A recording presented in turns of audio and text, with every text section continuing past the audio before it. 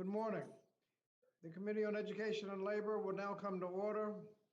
Our first order of business this morning is to conduct committee business to approve new committee assignments. At this time, I'd like to welcome the gentlelady from Louisiana's 5th Congressional District to the committee, Ms. Letlow, and we'd just like to begin by extending our condolences to you and your family on the passing of your husband. But I'm pleased that you've now joined the committee, and we look forward to working with you on the committee. Does the ranking member wish to be recognized? I do, Mr. Chairman. Gentlelady is recognized. Thank you, Mr. Chairman. I join all my colleagues in welcoming Representative Julia Letlow to the halls of Congress and to the Education and Labor Committee Republican team. It's been a difficult journey for Julia and her family as they continue to mourn the loss of Luke, who tragically passed just days before he was to be sworn into office. But he's certainly looking down with pride today. As the first female Republican elected in Louisiana, Dr. Letlow joins a strong freshman class of Republican women and mothers, and I have no doubt she'll serve her constituents and her state with distinction. Dr. Letlow is a dedicated public servant who's worked in higher education for years, and we're overjoyed to welcome her with open arms to this committee. I'm eager to work alongside her in the days to come on behalf of America's students, workers, and job creators. I ask unanimous consent that Dr. Letlow of Louisiana be appointed to the Subcommittee on Higher Education and Workforce Investment and Early Childhood, Elementary, and Secondary Education. Is there any objection? Without objection, so ordered. And if there's no further business before the committee, the business portion of today's proceeding is concluded, and now we'll turn to today's committee hearing. Once again, the Committee on Education and Labor will come to order. Welcome, everyone. The committee is meeting today to hear testimony on for-profit college conversions, examining ways to improve accountability and prevent fraud. This is an entirely remote hearing. All microphones will be kept muted as a general rule to avoid unnecessary background noise. Members and witnesses will be responsible for unmuting themselves when they are recognized to speak or when they seek recognition.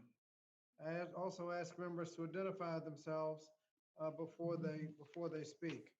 Members should keep their cameras on while in the proceeding.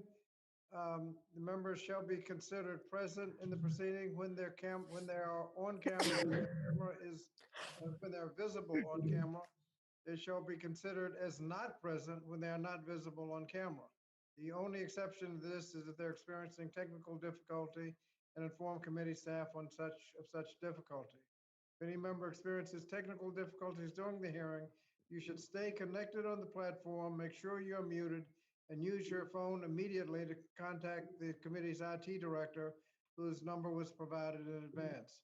Should the chair experience any technical difficulty or need to step away from the floor, he'll designate another majority member to assume the gavel in my absence. This is an entirely remote hearing, and as such, the committee hearing room is technically closed. Members who choose to sit with their individual devices in the hearing room must wear headphones to avoid feedback, echoes, and distortion resulting from more than one person on the software platform sitting in the same room. Members are also expected to adhere to social distancing and safe healthcare guidelines, including the use of wearing masks, hand sanitizers, wiping down the areas both before and after their presence in the hearing room. In order to ensure that the committee's 5-minute rule is adhered to, staff will be keeping track of time using the committee's field timer. The field timer will appear on its own thumbnail picture and will be named 001_timer. This timer provides no 1 minute remaining warning. The field timer will sign an audio when time is up. Members and witnesses are asked to wrap up promptly when their time has expired. For the roll call, it's not necessary to establish a quorum in official proceedings conducted remotely or with remote participation. The committee has made a practice whenever there is an official proceeding with remote participation for the clerk to call the roll to help make clear who is present at the start of the proceeding. Members should state their name before announcing that they are present. This helps the clerk and also helps those watching the platform and the live stream who may be experiencing a few seconds delay. This time I ask the clerk to call the roll. Chairman Scott, Chairman Scott is present. Mr. Grijalva, Raul Grijalva, present. Mr. Courtney, Courtney present. Mr. Sablon, Ms. Wilson, Ms. Wilson is present. Ms. Bonamici, Suzanne Bonamici is present. Mr. Takano, Takano is present. Ms. Adams, Alma Adams is present. Mr. DeSaulnier, Mr. Norcross, Ms. Jayapal, Mr. Morelli, Ms. Wild, Wild is present. Mrs. McBath, Mrs. Hayes,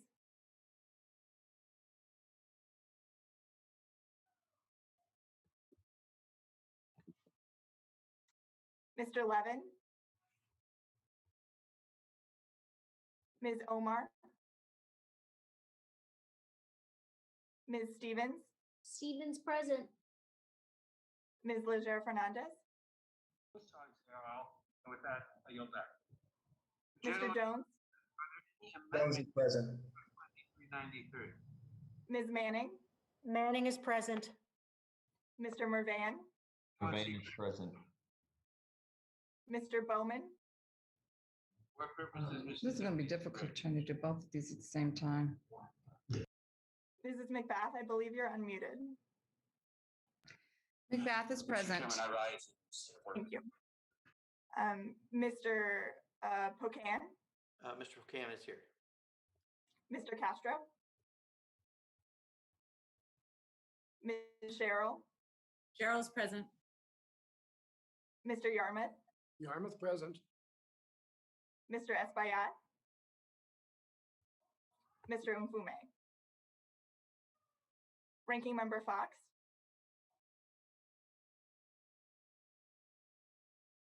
Mrs. Fox, you're unmuted, or you're muted, I'm sorry. Fox is present. Thank you. Mr. Wilson, Mr. Thompson, Mr. Wahlberg, Wahlberg is present. Mr. Grossman, I'm present. Ms. Stefanik,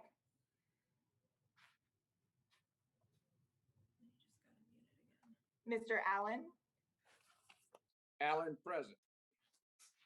Mr. Banks, Mr. Comer, Mr. Fulcher, Fulcher's present. Mr. Keller, Mr. Murphy,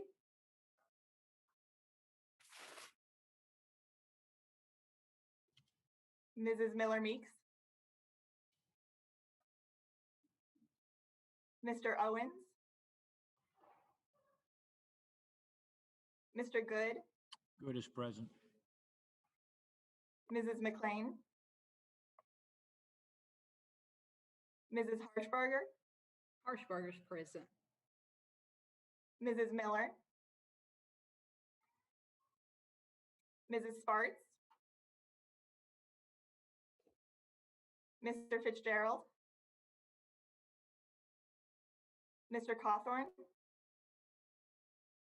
Cawthorn is present. Mrs. Steele, Steele present. Ms. Letlow. Letlow is present. Thank you. Chairman Scott, that concludes the roll call.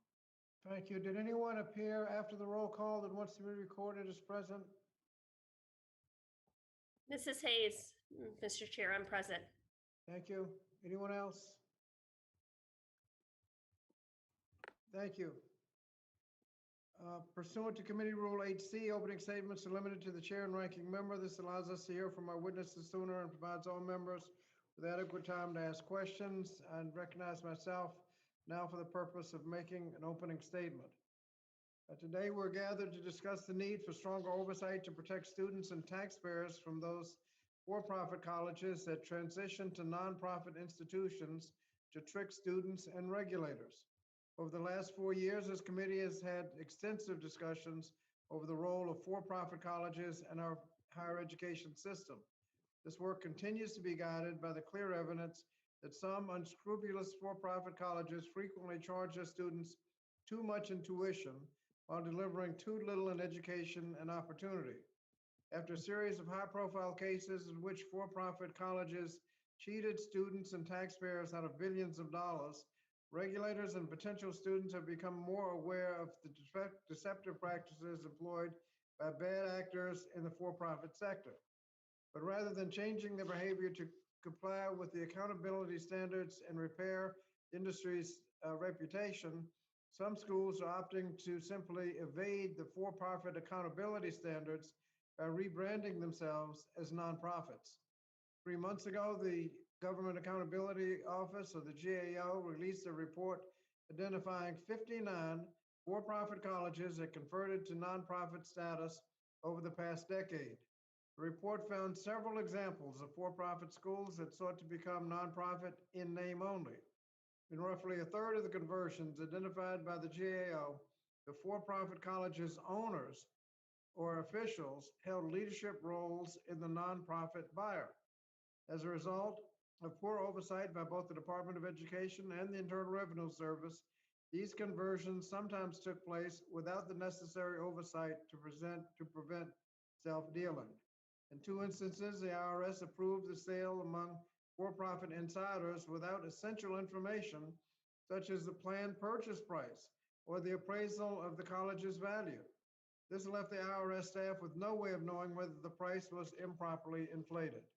The emergence of covert for-profits has real consequences for students and taxpayers. For example, an independent analysis found that in 2011, Florida-based Kaiser University attained nonprofit status after the owner sold it to its own nonprofit entity, Everglades College, in what appeared to be a significantly inflated price. To finance the sale, the owner lent more than $300 million to Everglades College, in addition to claiming a massive deductible donation. The resulting conversion allowed the owner to profit from the sale of his business and keep millions of dollars in tax breaks. During the same period, the university settled multiple investigations with law enforcement agencies for violating state and federal consumer protection laws. We cannot allow these kinds of things to continue. As GAO found, both the Department of Education and the IRS must do more to prevent fraud by properly vetting for-profit to nonprofit conversions.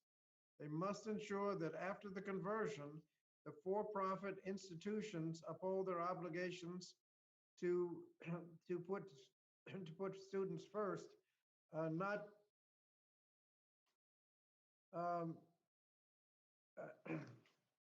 to put students first and not profits. The College Affordability Act, which the committee considered last year, offers a clear foundation for legislative solutions to achieve these goals. The comprehensive bill included several provisions that establish requirements an institution must meet to convert to nonprofit status. These requirements include demonstrating that the asset it requires from the former owners are not acquired at a value greater than its actual worth, and demonstrating that no member of its governing board receives any substantial economic benefit.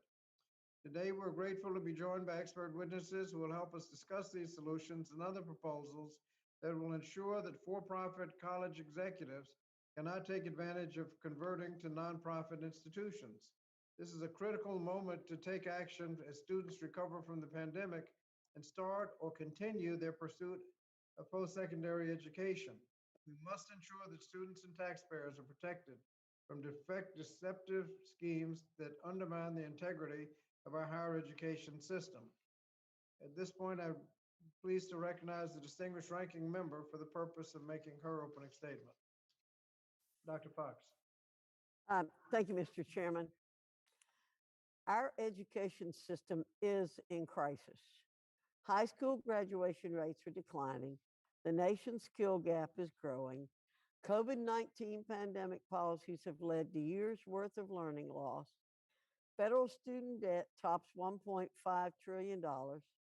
College costs continue to skyrocket. Campus free speech is under attack, and China is infiltrating U.S. campuses. All these issues are deserving of Congress's time and attention. So you can imagine my surprise when I learned we were ignoring these important pressing topics to examine colleges transitioning from for-profit to nonprofit status, which impacts roughly 0.1% of for-profit colleges per year, or approximately 3 schools a year. 3 schools a year. In the past decade, only 35 such colleges transitioned to nonprofit status. Whoopee! So to the millions of students wondering why Congress hasn't acted on campus free speech zones, Chinese Communist Party censorship, and exorbitantly high tuition rates, I say, look no further than this hearing today and see where the Democrats' priorities are. Democrats want to discuss the possibility of a narrow type of fraud in higher education, specifically the potential for some stakeholders to receive improper benefits when nonprofit organizations acquire for-profit colleges. Committee Republicans are against all fraud and abuse, no matter the tax status of the institution. That bears repeating. Committee Republicans are against all fraud and abuse, no matter the tax status of the institution. Sadly, Democrats are more interested in chasing phantoms than they are working with Republicans on issues that are actually important to students. Republicans will continue our work to improve the odds that students succeed after attending post-secondary education. But let's return to why Democrats called this hearing. I'd like to make several important points about the Government Accountability Office GAO report Democrats will highlight, which investigated when for-profit colleges became nonprofit entities. First, transitioning from for-profit to nonprofit is completely legal. Second, if any of my Democrat colleagues read past the report's title, they would know 2 of the 3 GAO recommendations are outside the committee's jurisdiction.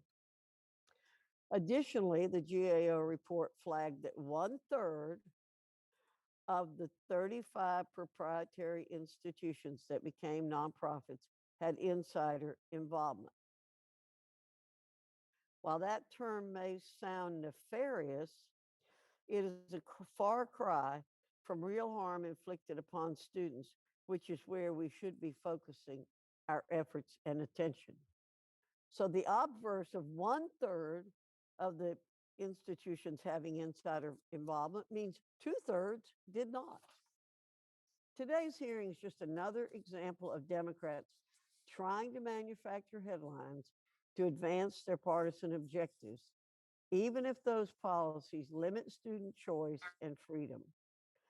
As I have repeatedly said, oversight is a critical function of Congress, and we must protect use of taxpayer funds, a responsibility I take very seriously. But this hearing fails to address substantively the ways higher education has failed students. President Obama presided over several of these transitions, but Democrats remain suspiciously quiet.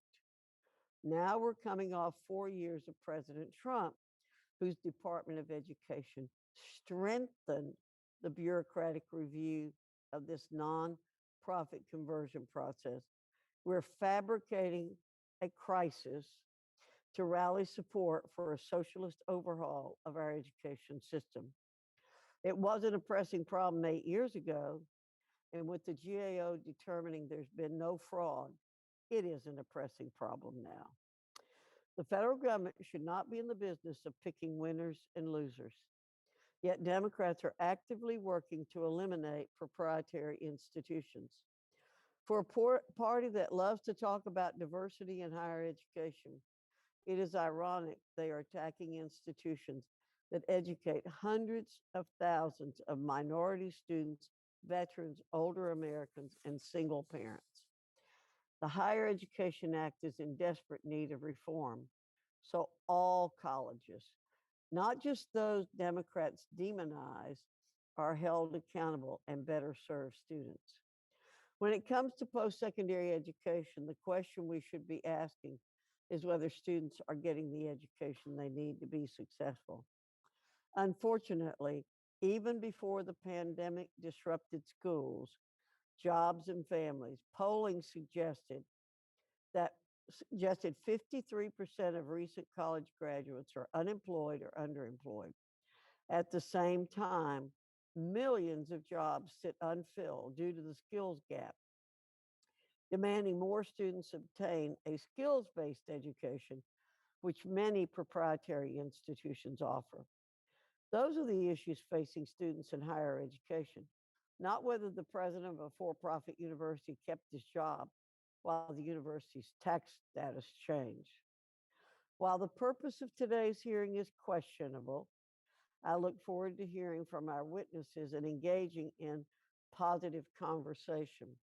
And Mr. Chairman, before I yield back, I'd like to yield to Dr. Letlow for a very brief opening statement. Lady Good from morning. Louisiana is recognized. Good morning, Chairman Scott, Ranking Member Fox, members of the committee, and witnesses. I'm honored to join this distinguished committee and to have the opportunity to represent the teachers, professors, principals, administrators, and students of the 5th District of Louisiana. As a former higher education administrator, this committee holds a special place in my heart. I am pleased to be able to be on a committee that will help shape education and workforce policies for years to come. I firmly believe education is the key to success. We must do all we can to ensure our students have the opportunity to learn, grow, and find career opportunities that best suit their talents. We must pave the way for our children to be able to choose any route of education they wish to pursue, whether trade schools, community colleges, or universities. Utilizing public-private partnerships for workforce education is paramount. Additionally, there are a unique set of challenges that our rural schools face, including access to broadband and teacher recruitment and retention. I look forward to working together to tackle these pressing issues. I'm excited to begin working with you all to better educational programs and workforce opportunities for my constituents and individuals across the country. Thank you, and I yield back my time. Thank you for your indulgence, Mr. Chairman. I yield back. No problem. Thank you. Without objection, all other members who wish to insert a written statement into the record may do so by submitting them to the committee clerk electronically in Microsoft Word format by 5 p.m. on May 4th, 2021. I'll now introduce the witnesses. Yan Kao is a senior fellow at the Century Foundation, where she works on higher education policy with a focus on expanding opportunity, reducing inequality, and ensuring fair outcomes for students. She previously worked for the as a Skaden Fellow at the Project on Predatory Student Lending at the Legal Services Center at Harvard Law School, representing students defrauded by for-profit colleges, and as an attorney at South Brooklyn Legal Services, representing low-income families with predatory student loan debt. She received a bachelor's degree from Stanford and a JD from New York University. Brian Galley is a professor of taxation at Georgetown University. His research and teaching interests include taxation, nonprofit organizations, behavioral law and economics, federalism, and public finance economics. He practiced for 3 years as an attorney in the criminal appeals and tax enforcement policy section of the tax division at the U.S. Department of Justice.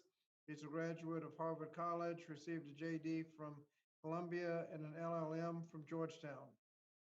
Andrew Gillen is the senior policy analyst with the Texas Public Policy Foundation and an adjunct professor in economics at Johns Hopkins University.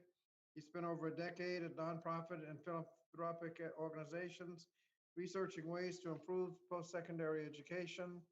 Previous places of employment include the Charles Koch Foundation, the American Institutes for Research, American Council of Trustees, and alumni, the Center for College Affordability and Productivity. He also served on the U.S. Department of Education's Advisory Committee on Student Financial Assistance. He has a PhD in economics from Florida State and a BA in business from Ohio University. Melissa Imriaris is the director of GAO's Education, Workforce, and Income Security Issues Team. She oversees the GAO's higher education reports, has led studies examining issues ranging from for-profit college conversions to student loans. Before joining GAO in 2001, she worked at the private sector consulting company and conducted program evaluations for state and local governments.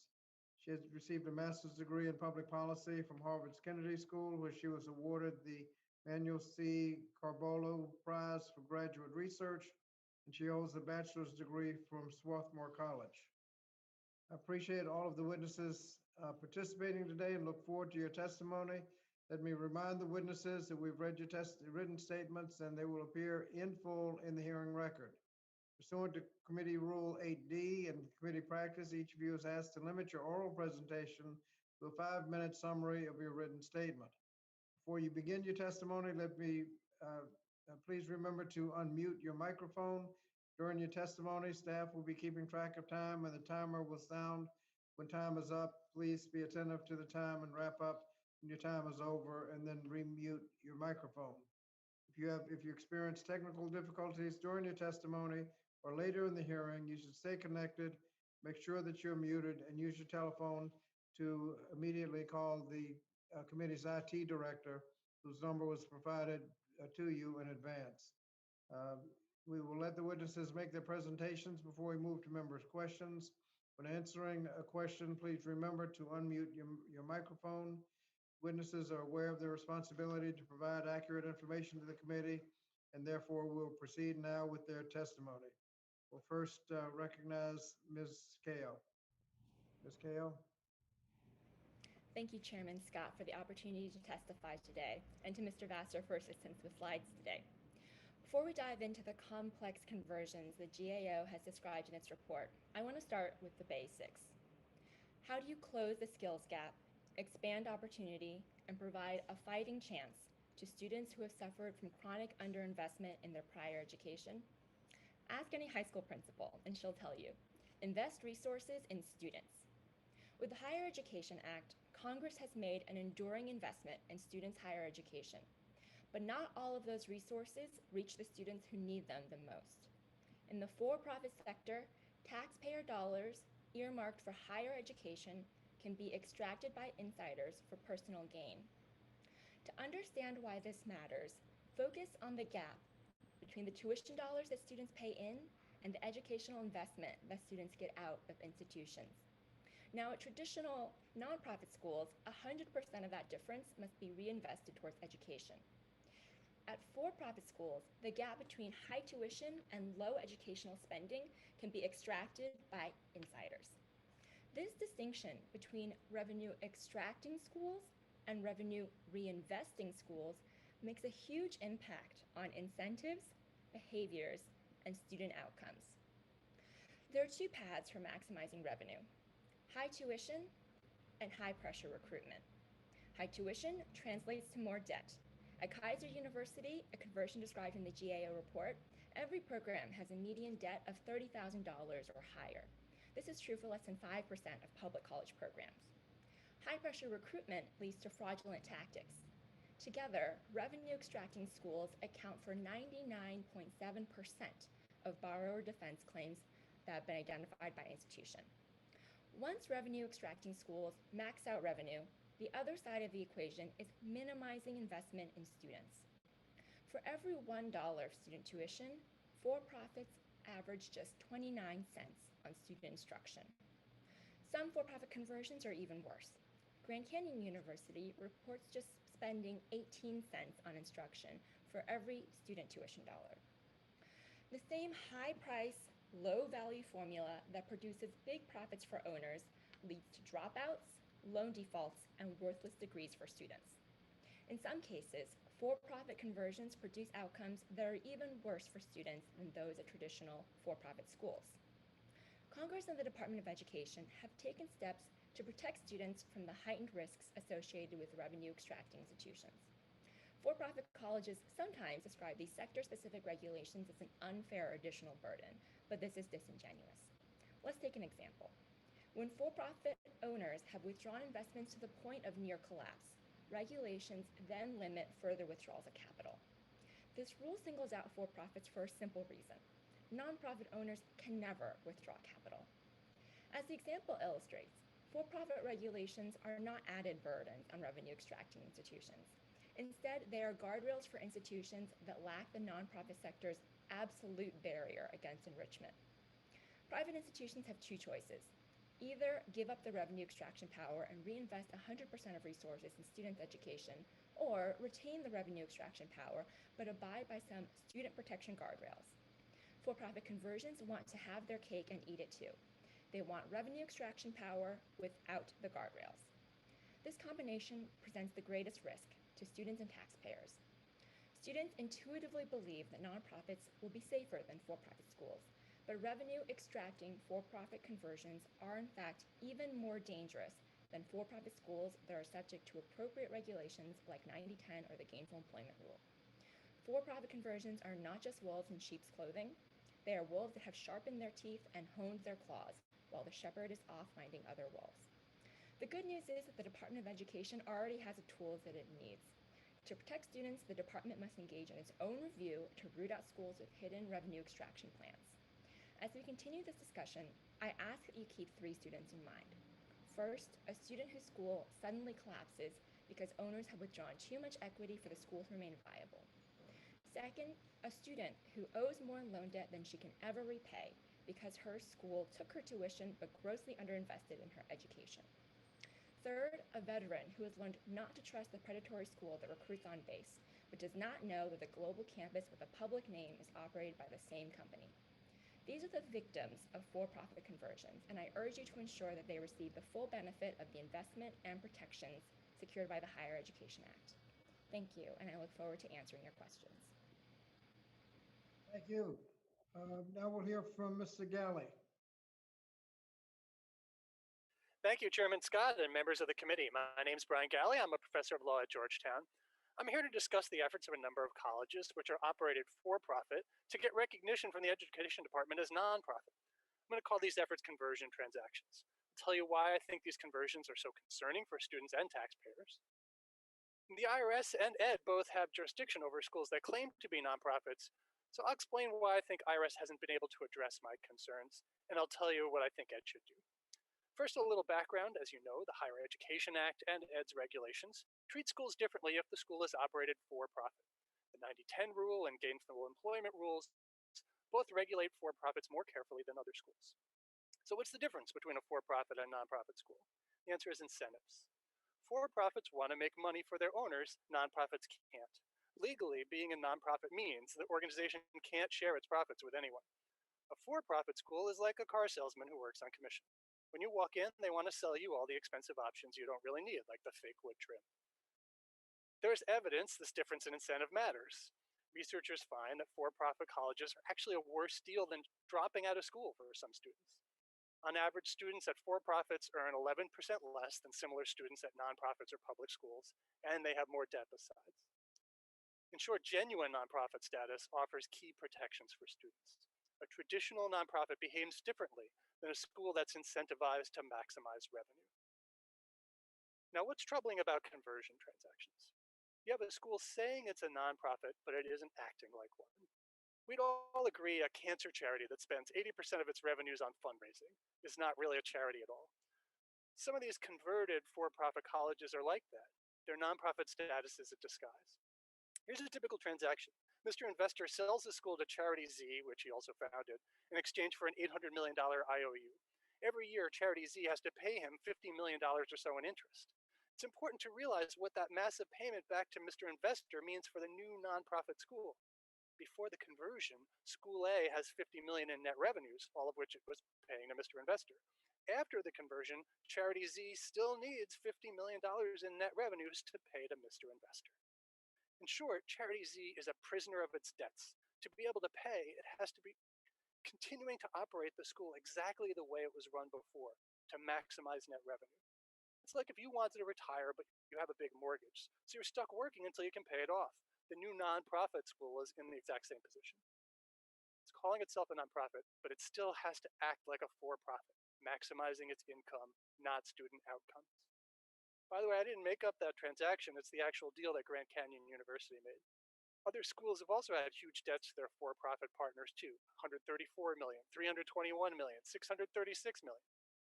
Okay, so what should education do about this? Title IV allows Ed to decide when a school is a nonprofit for purposes of the statute. As you probably know, that's also a determination IRS makes, based on similar language, for purposes of figuring out whether an organization can be tax exempt.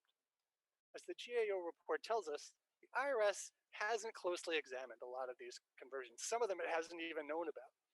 IRS hasn't actually flunked any of these organizations, but that doesn't mean everything is fine. Instead, it should signal that education needs to conduct its own independent review. Right now, education and IRS have what I call a center field problem. I was a youth baseball coach. Every time there's a fly ball to center field, two of my kids would both yell, "I got it," and then the ball would fall right to the ground. Education should be fielding the problem of for-profit conversions. IRS doesn't have the resources. Even if that agency got another $1 billion a year, there are still 1.5 million charities for them to monitor every year. IRS also doesn't have student protection as its primary mission. And the law it enforces isn't aimed at telling which charities are really nonprofit and which aren't. Look, to be clear, in my view, a lot of the conversion transactions I examined fail basic and important tax law requirements. But figuring out which schools prioritize money over student outcomes is not IRS's job. So that brings me to my conclusion. Education is the right agency to monitor for-profit conversions. Title IV is intended to impose tougher standards on schools that have a financial incentive to favor revenues over student outcomes. Education can and should implement Title IV to make sure that that is true, no matter whether some organizations might slip past IRS scrutiny. Thank you again for inviting me to testify. I'm happy to answer any questions you might have, and I hope my comments are helpful to the committee. Thank you. Mr. Gillen. Thank you, and thank you to all the members of the committee for inviting us to talk on this important topic. I first want to commend the Government Accountability Office for putting together a very useful and insightful report. I think it did a great job and formed a sound basis for further discussion. Having said that, I do want to raise a couple issues that I think could benefit from further conversation and investigation.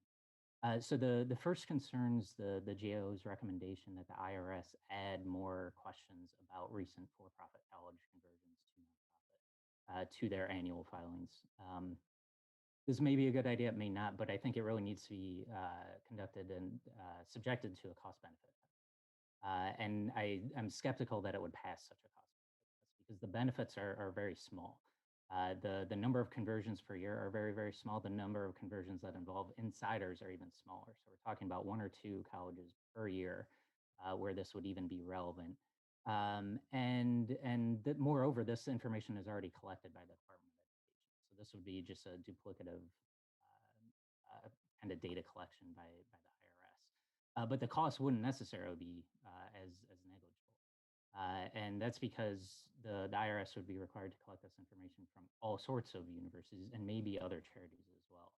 And so you could potentially be asking 300,000 other nonprofits about a question that only applies to one maybe two of them.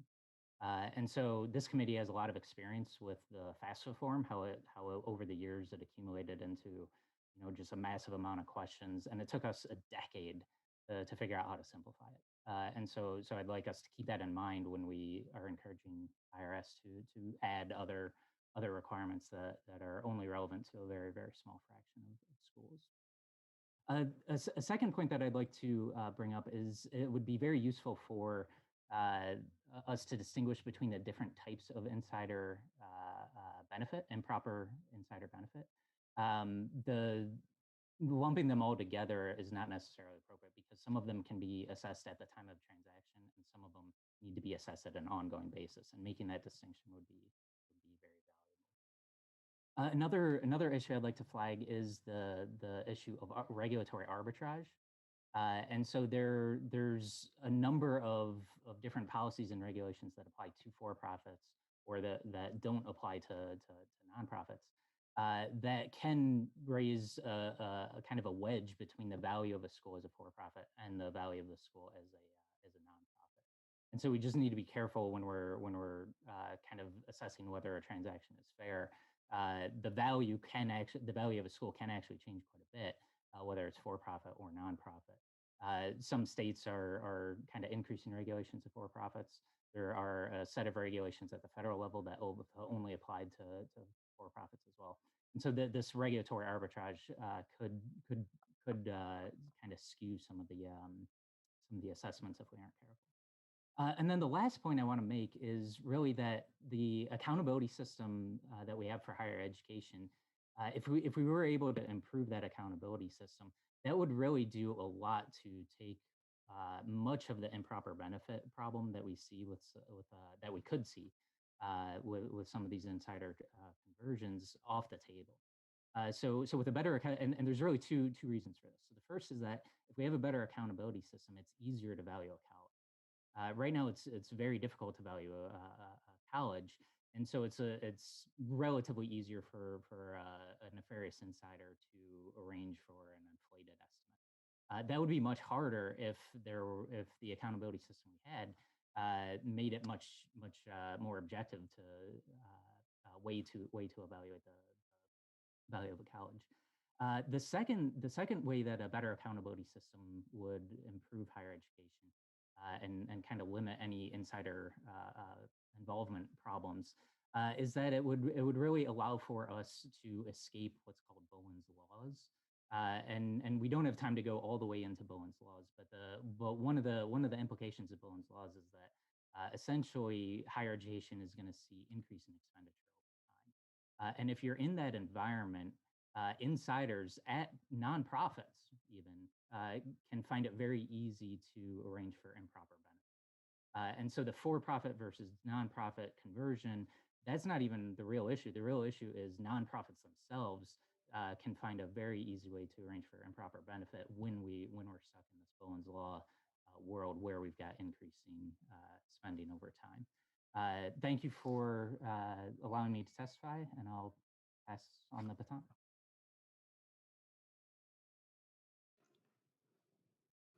Thank you. And Mrs. Emery Harris? Good morning, Chairman Scott, Republican Leader Fox, and members of the committee. I am pleased to be here today to discuss GAO's report on for-profit college conversions. I will focus my remarks on three issues. One, what is known about insider involvement in college conversions. Two, IRS's oversight of college conversions. And three, the Department of Education's oversight of college conversions. Beginning with a look at insider involvement, we found that about a third of the 59 for-profit college conversions we identified involved insiders.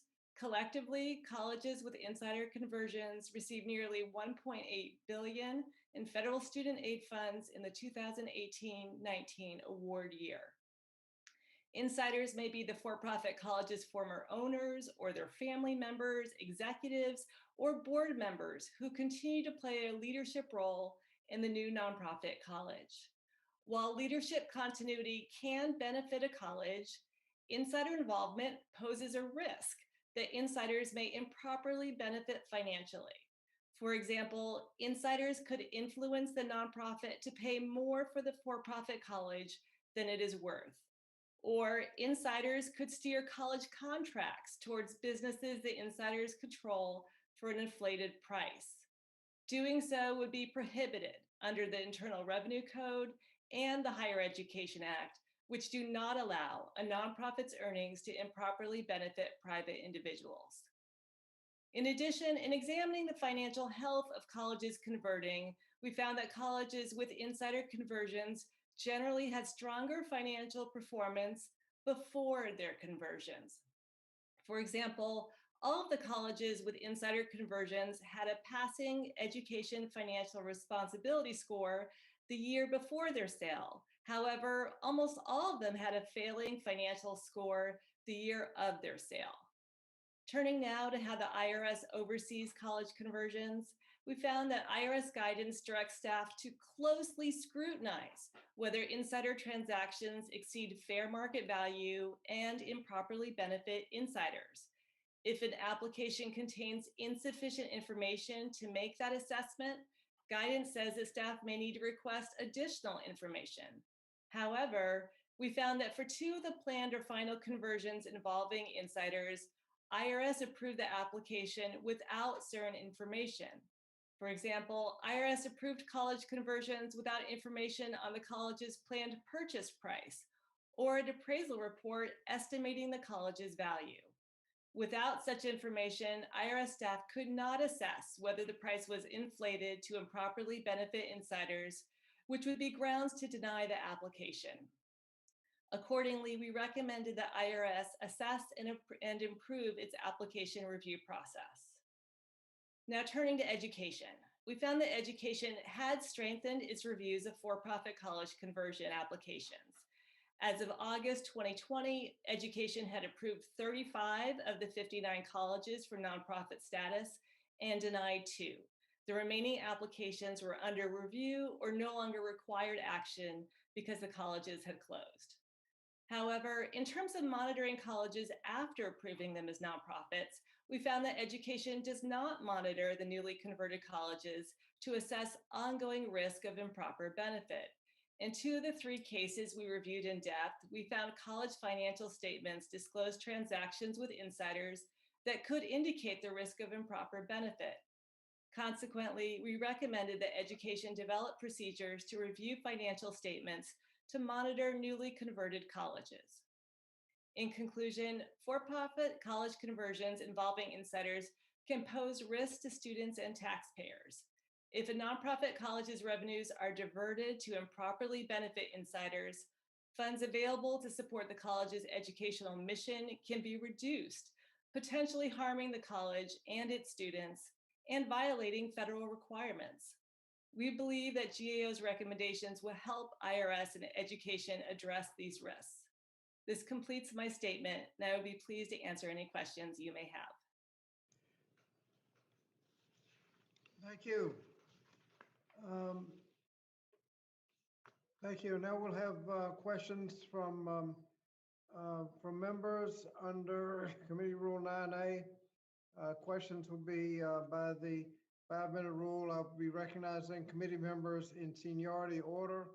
Again, to ensure the 5-minute rule is adhered to, staff will be keeping time in the timer 001_timer. I'll now recognize Mr. Rahalva first for questions. Mr. Rahalva.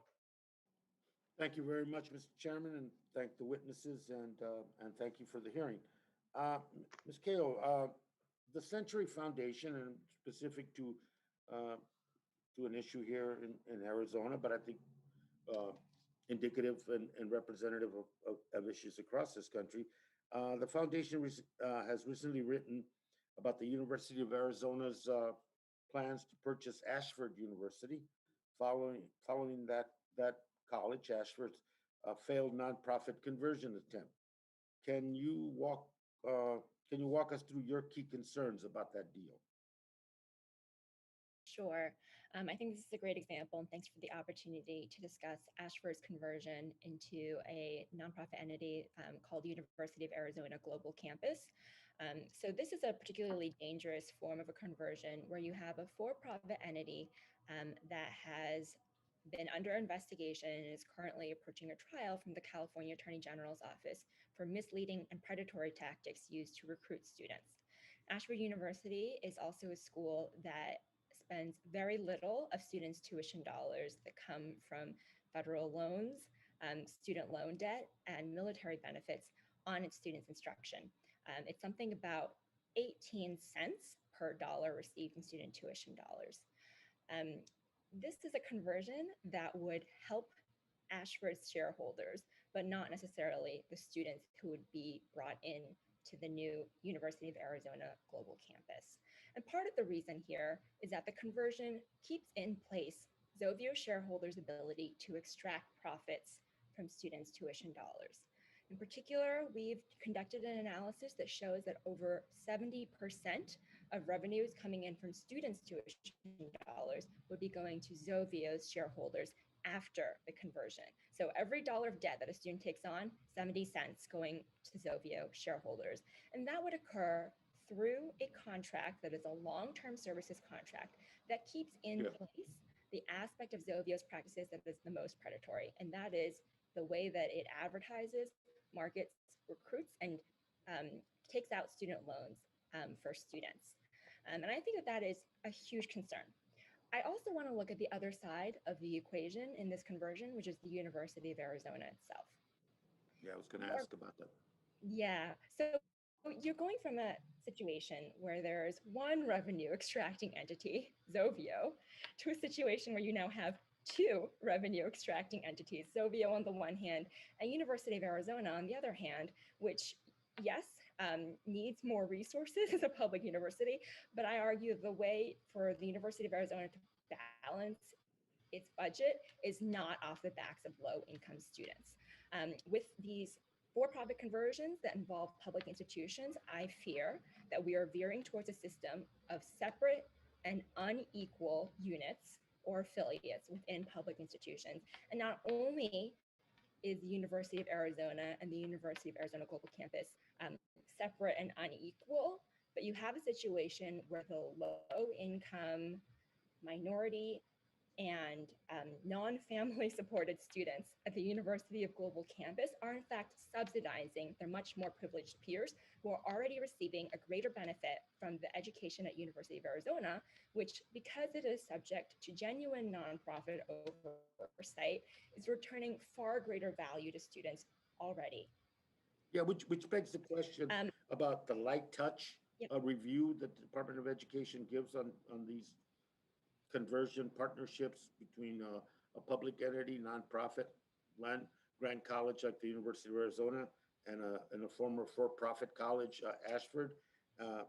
Any safeguards that you see and that light touch review process so that we don't end up with both the student burden that you said very rightfully, issues of equity in higher education, and the taxpayer protections that are required for a tax-supported institution like the University of Arizona. Yeah, so the GAO mentioned that the Department of Education has started to improve its review of these conversions, and arguably it needs to continue to improve those conversions. You know, tax-exempt status, according to IRS, is just one part of a three-pronged review the Department of Education is obligated to do. And at the heart of that review is checking for the revenue extraction power that prior owners and other entities might retain. Thank you very much. Thank you, Mr. Chairman. I yield back. Thank you. Next is the ranking member of the full committee, Dr. Fox. Thank you, Mr. Chairman. Good one. And thank our witnesses. Ms. Emery-Aris, make sure it is clear, can you please answer the following questions regarding the GAO report? Did your report find the Department of Education engaged in any illegal activity? No. Did your report make any determination or judgments about particular schools' conversion? We did not do an audit of any particular school. What was the Department of Education feedback to GAO regarding the project, and how did you address those comments in the report? The Department of Education agreed with our recommendation to it and said that they would be implementing our recommendation. Is there anything illegal, generally speaking, about any for-profit company converting to a nonprofit organization?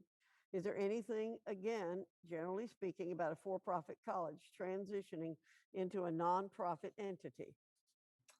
No, for-profits are allowed legally to convert into nonprofits. Right, both in the education field and elsewhere. Correct. Thank you. Dr. Gillen, one of the greatest benefits of college education provides students is better job prospects.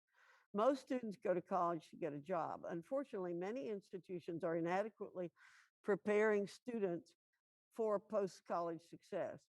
Is this problem concentrated in any one sector, or is this an issue that is found in all sectors of post-secondary education?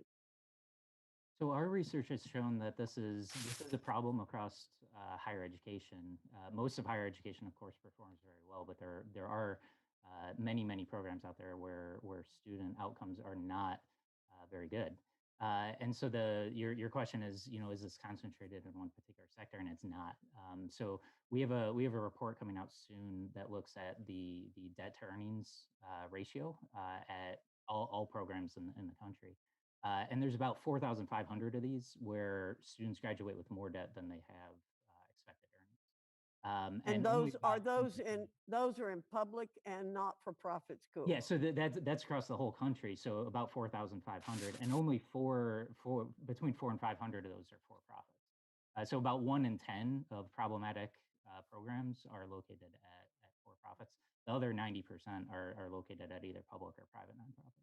Right. So we're looking at 10% today when we ought to be looking at the 90%, really skewed.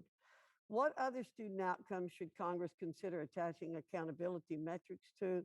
And should these accountability metrics evaluate entire institutions or calculate outcomes on a program by program basis? Now, I know you've already mentioned some, but would you respond to those? Yeah, absolutely. So I think higher education could really benefit from expanding accountability metrics in 2 particular areas. So the first is learning outcomes. So for particular fields, if we can figure out how to measure how much students have learned, that would be a great accountability metric, because that is the entire purpose of these programs is to educate their students. That admittedly is difficult, but when it can be done, we should definitely try to. But the second one is earnings outcomes. And so, as you mentioned, most students go to college to get a better job. And so we can look at labor market outcomes to assess how well programs are preparing their students for that. And so I would really love to see learning and earning outcomes. And you mentioned whether it should be applied at the institution level, as for the entire university, or at the program level. And applying it at the program level is definitely the way to go. And the reason for that is because you can have a badly performing program at a relatively good institution that escapes all accountability. And you can also have the converse. You can have a really good program at a relatively poorly performing university that, if you do university level accountability, you're going to be punishing that good program. And so if you can do program accountability, you avoid both of those problems, and you actually reward the programs that should be rewarded, and you punish the ones that should be. Well, I tell you, I had that experience when I was the president of a community college. I eliminated a program that had been poorly performing for 10 years and put in a program that was desperately needed by the community. So I've been through that, and I understand how that works. Is there, Ms. Emery-Aris, does the department monitor either nonprofits or publics for improper benefits? Because you talk about improper benefits for those that have converted, but I don't know anybody. I mean, we're paying football coaches millions of dollars. We're paying presidents and provosts millions of dollars. Who's to say what is a benefit? And is anything happening with nonprofits or publics? Right. So for our work, we did not look at executive compensation at schools. We did focus specifically on conversions of for-profit schools, and did find concerns about the lack of monitoring of those schools. Those schools are subject to additional monitoring after being approved. They're in a provisional status for 1 to 3. We understand that. So, Mr. Chairman, I'd like to put into the record information on abysmal graduation rates for not-for-profit schools and public schools. Specifically Thomas University, graduation rate of 14% after 8 years. Private institution. Harris Stowe State University, 16% graduation rate after 8 years. University of New Mexico Taos campus, 13% graduation rates. There are some other items to put into the record. A report from AEI, and higher education has a tax problem and it's hurting local communities. We'll be putting these into the record. Thank you, Mr. Chairman. I yield back. Next is Representative Wilson from Florida. Thank you, Chairman Scott. Okay.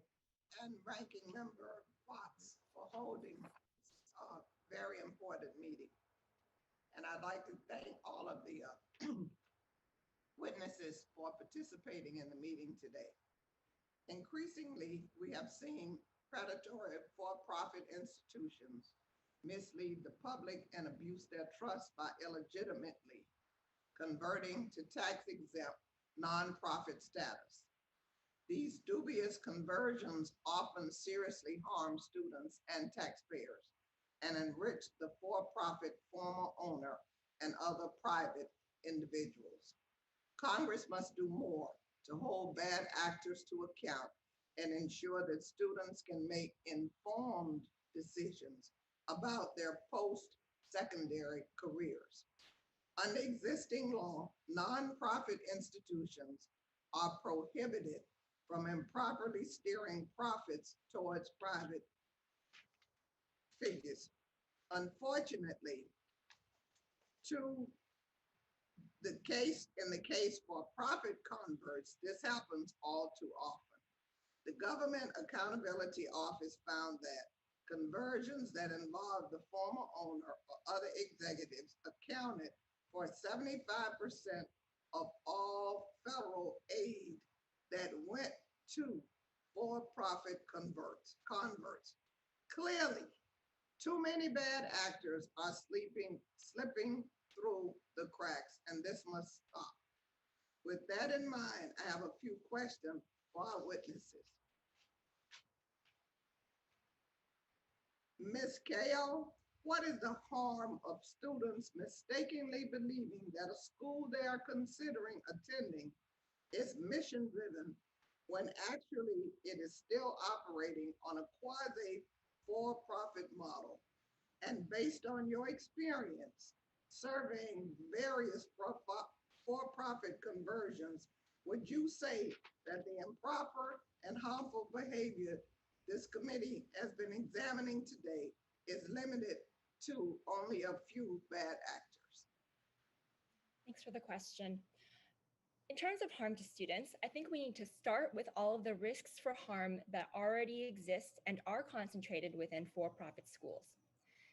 We're talking about high loan rates, high default rates, low earnings, and a debt to earnings ratio that results in a lifelong debt sentence for students. Start with those results. Now strip away protections like the gainful employment test and the 90-10 rule, which help to provide some guardrails and protections for students and some requirements for for-profits to demonstrate their value. Take those protections away. Now add in the opportunity for predatory institutions to mislead students by touting their nonprofit status. These are institutions that are leveraging the charitable status of nonprofits that are reinvesting their resources in order to benefit shareholders that will be extracting those resources. And that's the equation you have with these conversions. All of the risk of for-profit schools, none of the protections, and the added risk of being able to mislead students. Thank you. Director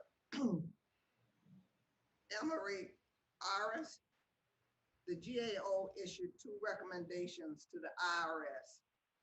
What, if any, steps has the IRS taken to implement those recommendations?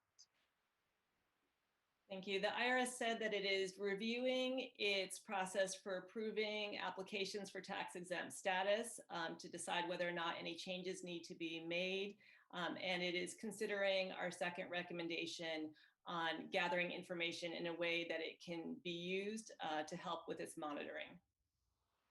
Can you explain to us why it is important for the IRS to collect information and to help identify tax exempt colleges with a for-profit history? Why is that so important?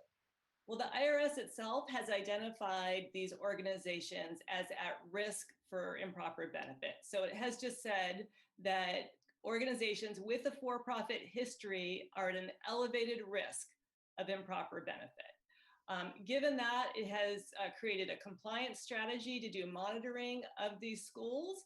And the compliance strategy actually originated in concern over for-profit school conversions and then broadened beyond higher education. However, ironically, they couldn't even identify the schools in our study when they tried to do this compliance effort because they lacked the information in a searchable form. And to respond to an earlier witness statement about cost benefit issues, I would say that the IRS has said that they're often collecting this information in narrative fields already. So the information is already being gathered.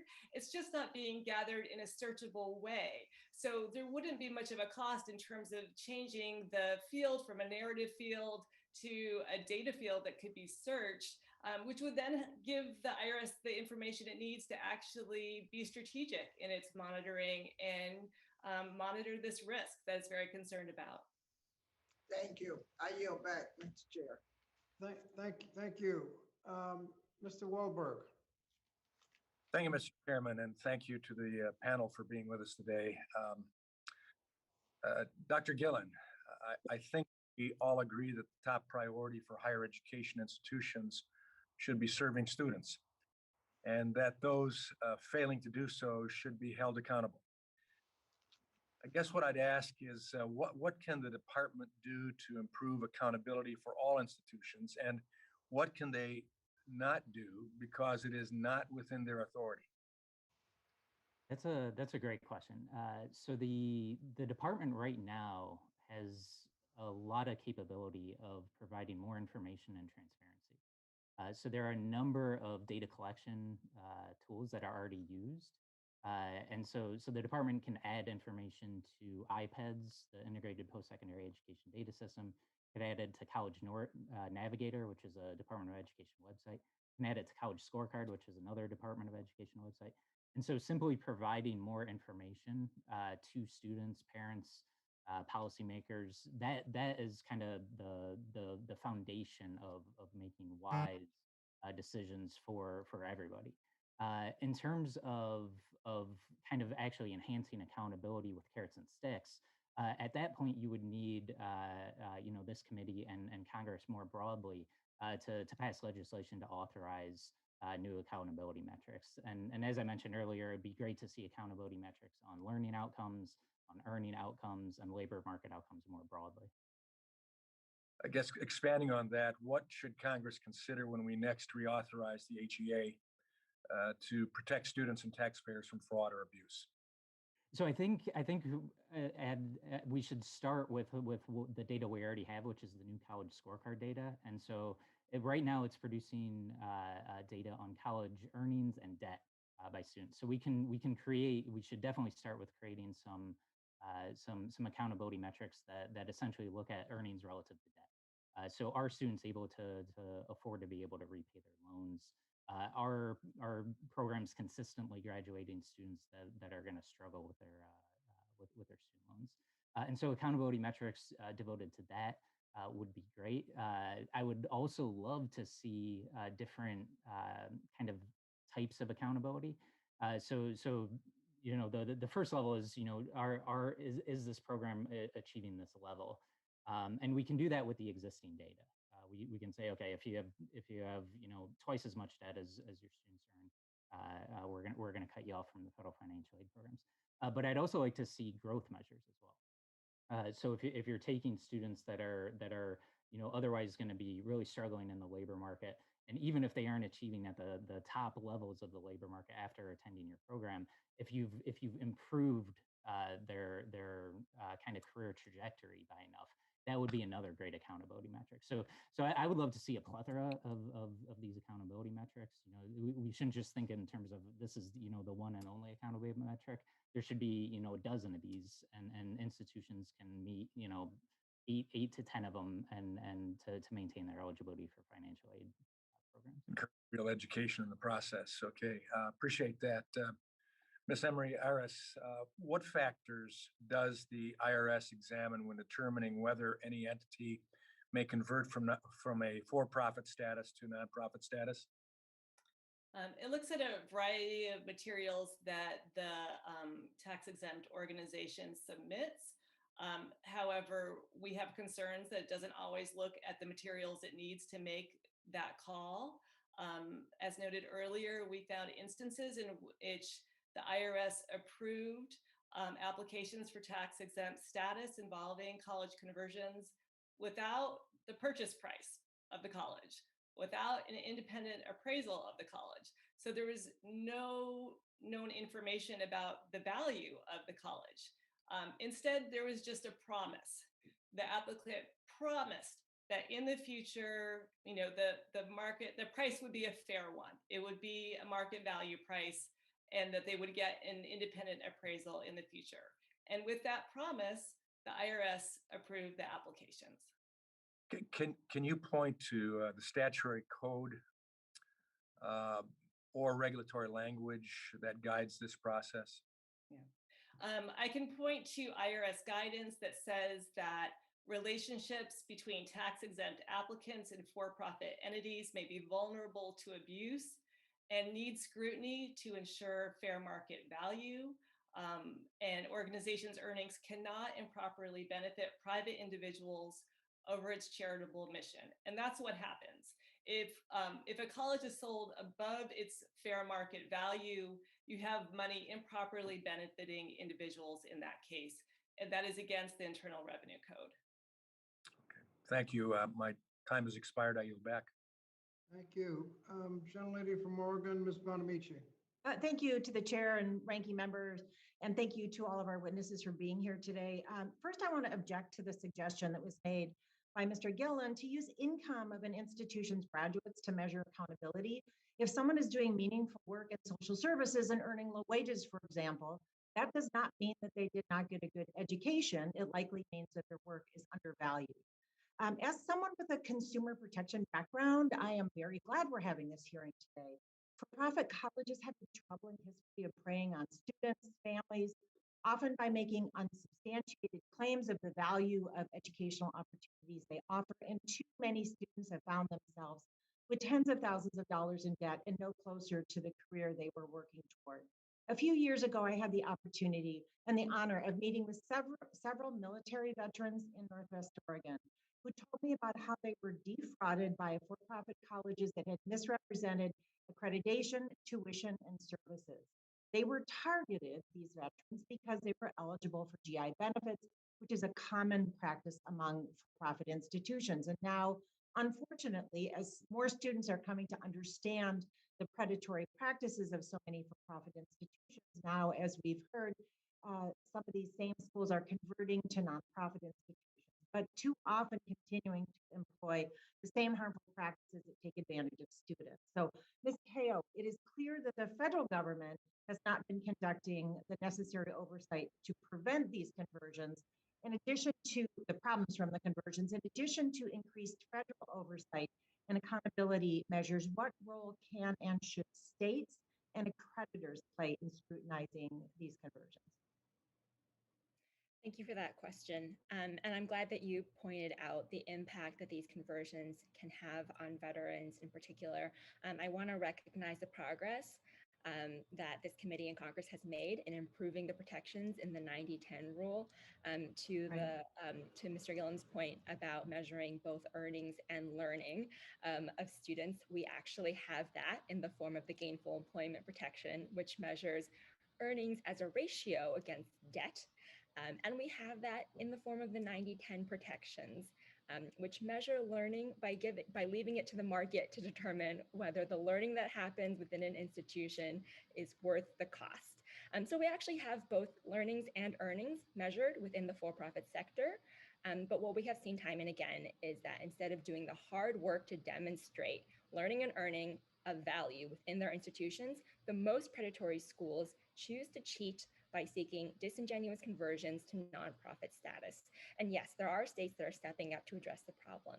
Both Maryland and the state of California have enacted legislation that authorizes the states to engage in a closer look of insider benefits in the same way that the GAO has pointed out that the IRS and the Department of Education should do. I am worried about the problem that Professor Galley talked about earlier, where you have too many kids running towards a ball and it falling through the cracks in the process. Thank you. In fact, I'm going to ask Professor Galley. I've worked for years on collaboration between the IRS and the Department of Education on the issue of verifying income for income-driven repayment plans. And when you used your analogy, I'm not going to be able to get that out of my head now. I'm thinking about trying to coordinate between the two agencies. So should there be better coordination between the IRS and the Department of Education on for-profit conversions? And if so, what kind? Or is that kind of coordination really achievable based on how you understand the agencies to operate? Thank you for that question. I think that some more coordination would certainly be helpful. And there's some small legal obstacle to full coordination in the sense that the IRS is very limited in what kinds of taxpayer information it's allowed to share.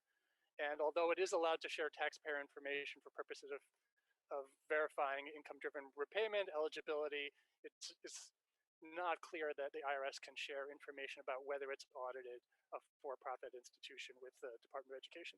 But I think more generally, the real story here is that Ed needs to take the lead in protecting student interests.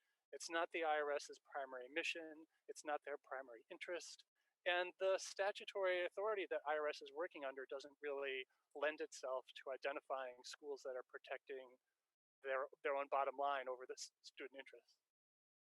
I appreciate that. We are policymakers, though, and if the policy doesn't exist, that's what we want to hear about.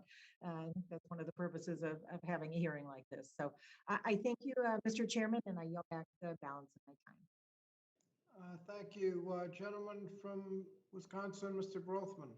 Thank you. I have a few comments here, not directed at anybody in particular, because I know there are obviously people out there who are hostile to the idea of a conversion.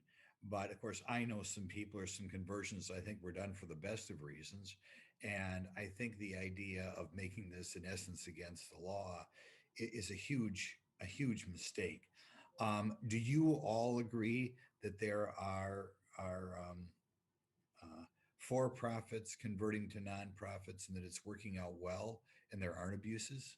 I just wanted to point out, I don't think that any of the witnesses are saying that a for-profit college converting to nonprofit status is against the law. Having pointed out the risks associated with for-profits that engage in revenue extraction, I would love for for-profit colleges to convert to true nonprofit status with a commitment to reinvesting 100% of revenue in educational and charitable purposes. The concern is not for-profits converting to nonprofit status. It is for-profits claiming that they are nonprofits without doing the hard work of actually reinvesting resources in students. I guess the question is, because I don't know if it's a minority or majority, but there's certainly many, probably a majority when they convert for the best of reasons. Okay. You may convert for succession reasons. Okay. You like your college, your children or whatever are not going to continue down the path. So you switch to make it a nonprofit. You may have a situation in which you have a nursing degree. We have a real shortage of nurses in this country. And in order to establish a coalition with local medical facilities, you're required to go nonprofit. So for the benefit of your nursing students, you go nonprofit. You can do fundraising. Obviously, you become a 501c3. You can fundraise, just like public universities can. And I guess I want to get you folks on the record that these are all three good reasons to convert, and you do not want to prevent these conversions with some legislative bill. Can you see the reasons, all these three reasons, why they are good reasons why you want to convert? Those are excellent reasons for conversion. And if any for-profit school pursues conversion for those reasons and prohibits insiders from extracting benefit for private gain, then I absolutely support those. And I'll turn to the rest of the witnesses. Okay, so could everybody else be on record as saying that there are good conversions? These are good reasons to convert, and there are ways in which we keep top flight successful currently for-profit colleges going? I would Yeah, describe absolutely. the Go ahead, scenarios, Professor. Congressman, as hypotheticals. I didn't They are see not any of this. hypotheticals. Why do you believe, I can think of an example where they do this right now. Why do you feel it's a hypothetical? Well, based on my reading of the GIO report, in which the vast majority of, for example, the government subsidized money going to converted organizations is going to organizations where the former owner is still keeping the supposedly converted organization a prisoner of their obligations to the original owner. There's no way for these organizations to operate in the way that other nonprofits genuinely operate. And if you wanted to really transition the organization to operate the way that nonprofits do, you would free it financially to maximize student outcomes instead of student revenues. And that's just not what these contracts say. Okay, And any other comments? yeah, all those kind of reasons to convert are completely valid. There's tons of conversions out there that I don't think anybody would object to. The other thing I'd like to point out is that all the concerns that have been raised here about improper benefit, that's already forbidden by both the IRS and the Department of Education. And so this whole issue is whether the Department of Education and the IRS procedures are adequately detecting any sort of hypothetical improper benefit. But improper benefit has not been shown in any of the approved cases. And the Department of Education has denied some of these conversions. So I feel like some of the comments have been taking place assuming that there's this huge problem when it's more of a hypothetical problem at this point, or a yet to be proven issue. I agree. I think there's just some people who are instinctually hateful of an educational institution that isn't part of the government, and as the result, they risk throwing out some very good former for-profits. Now, if I have any time left, I guess Representative Fox wants to ask a question. Thank you, Mr. Grothman. I would point out that, okay. No, never mind. I believe Mr. Grothman's time is up. Gentleman's time has expired. Gentleman from the Northern Mariana Islands, Mr. Sablon. Yeah, thank you very much, Mr. Chairman, and thank you to our witnesses. I apologize, I'm jumping between two committee hearings. So I am going to just go out and ask a question for Ms. Cow. Ms. Cow, please. Ms. Cow, your organization wrote about two conversion transactions.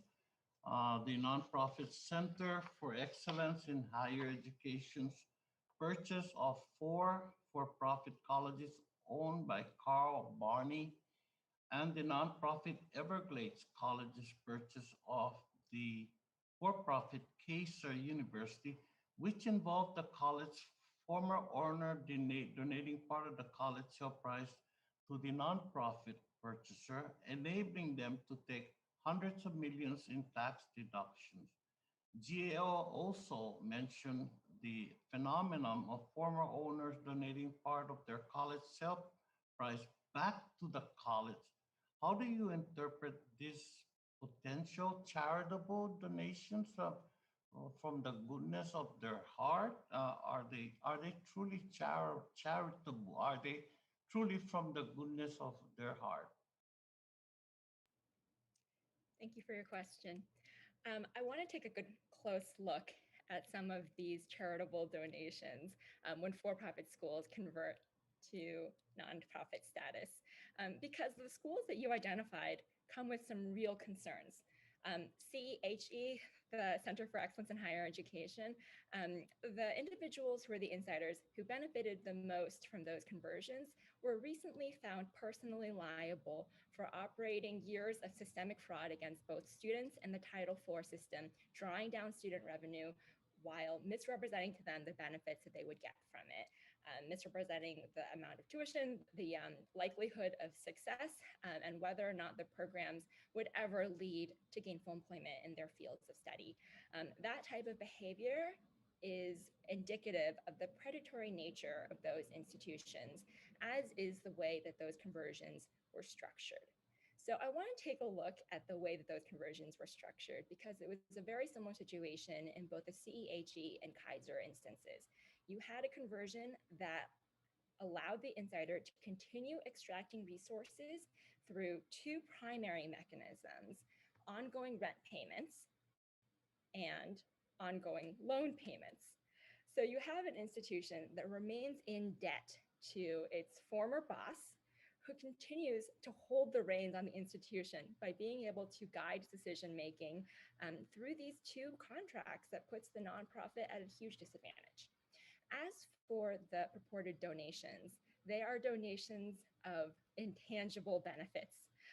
So to take one of the examples in the Kaiser University example, the original purchase price was 90% intangible assets, which the Department of Education does not permit institutions to report on their audited financial statements. So you have about $60 million of real tangible assets, and you have a nonprofit promising to pay $600 million for it. Of course, some of that $600 million gets donated for a tax credit, but you still have a nonprofit being obligated to pay through an ongoing debt obligation significantly more than the value of the real assets that they are obtaining. So after they cheated two parties, they had to just might as well make it three then. Let's short change the American taxpayer in terms of avoiding taxes. Mr. Director Emery Us, Yes. Emery Eras. Yes. Director, can you tell me about how the value of the for-profit college was determined in the cases the GAO reviewed where the transaction involved insiders? Was it based mostly on tangible assets like cash, investment, and property? And how does this compare to some of the conversions you looked at that didn't involve insiders? Half a minute. So for our case studies, we found that those with insiders purchased mostly intangible assets. So goodwill, brand name, accreditation, things you can't touch. It's not money in the bank, it's not property. And in contrast, when we looked at 5 randomly selected conversions without insiders, they mostly purchased tangibles, things that you could touch, cash, investments, property. So there is a real difference there. Thank you.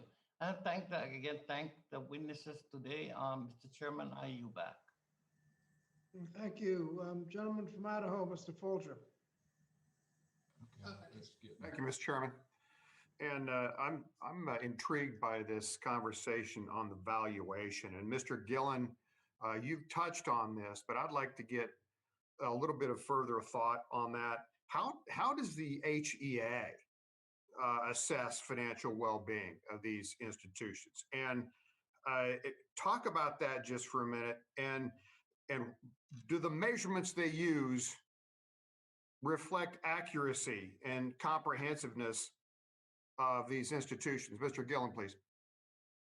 So the Department of Education has a number of financial tests that institutions are subject to. The report itself talks about the financial composite score. There's a few others, the acid test. And so these are, existing tests, financial tests that institutions have to pass.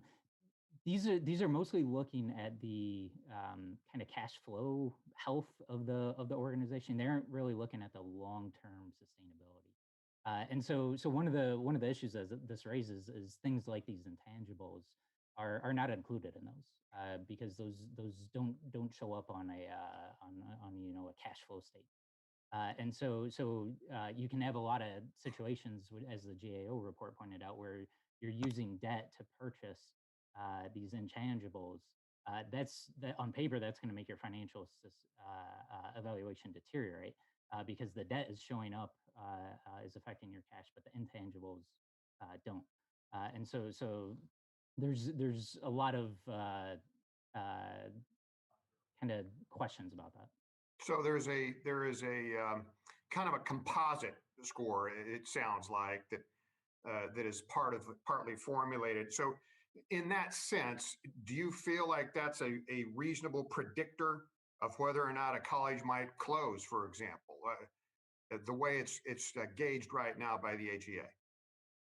So my understanding, just based on the number of colleges who have closed for primarily financial reasons, is that these tests that the Department of Education subjects them to will catch most of the schools that are just going to run out of money. And so it will kind of catch schools that are essentially already bankrupt, but it's not very predictive of schools that are going to become bankrupt. And so these are tests that will catch and are designed to catch kind of the kind of worst financial shape schools. But there's a bunch of other schools that are struggling financially. Maybe they're not going to go bankrupt this year or next year, but their long-term sustainability is just really in question.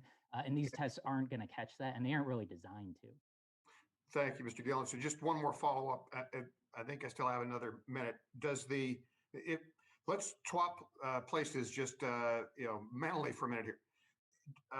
If you're on this committee and you were going to reshape how the current law is in order to better assess or improve the calculation of the value, what would you recommend?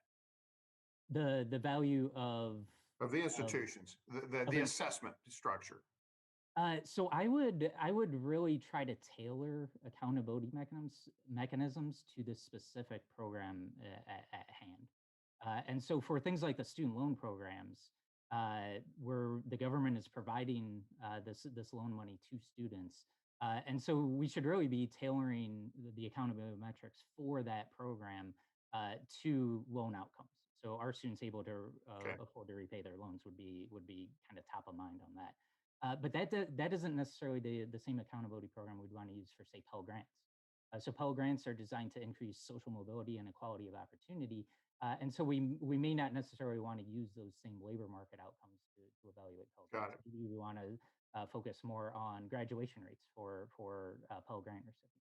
And so really just I would encourage the committee to think about what would be the most appropriate accountability metrics for any given program that we're looking at. Good, thank you. Mr. Chairman, if I have any remaining time, I would yield that to Dr. Fox.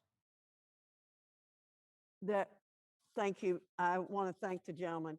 There are lies, damn lies, and statistics. So an interpretation of numbers means something. In the 2017-2018 school year, private for-profit colleges spent an average of 27% of their finances on instruction. Compare that to public schools, which spent 29% of their money on instruction, private nonprofits 31%. But the real kicker is in academic support. Private for-profit spent 63% of their money on academic support for students. And for publics and private nonprofit, only lower than 30% went to academic support. And we know that the for-profit schools are taking in students that the publics and the not-for-profit don't want.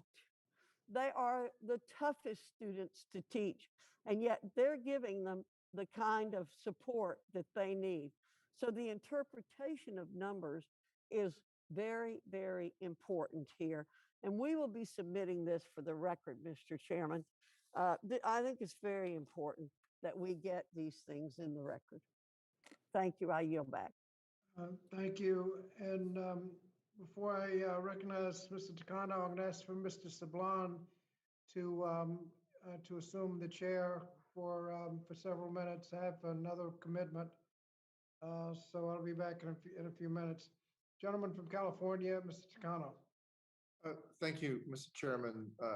I would dispute those statistics. I know in California, the public institutions of higher education actually are required by law to spend at least half of their revenue on instruction and cannot spend it on administration. Furthermore, I think it's quite often the case that for-profit institutions do not have really admission standards. You can reinterpret that to mean that they're taking students that other institutions don't want, but I would dispute the idea that they're taking students that have developmental educational needs and are really delivering on that. Ms. Kao, can you clarify something for me and the public? Is it true that borrower defense and the 90-10 rule do not apply to nonprofit institutions? They're only for for-profit institutions? No, that's borrower defense and the gainful employment rule apply to all institutions. It is just the case that 99.7% of borrower defense claims that have been submitted because students feel that they've been defrauded reflect behaviors at for-profit and covert for-profit institutions. What about 90-10? Does 90-10 apply to nonprofit institutions, the 90-10 rule? The 90-10 rule applies to for-profit institutions and sometimes to recent conversions. Okay, I'm seeing Ms. Emery Ayers shaking her head. 90-10 does not apply to nonprofit institutions.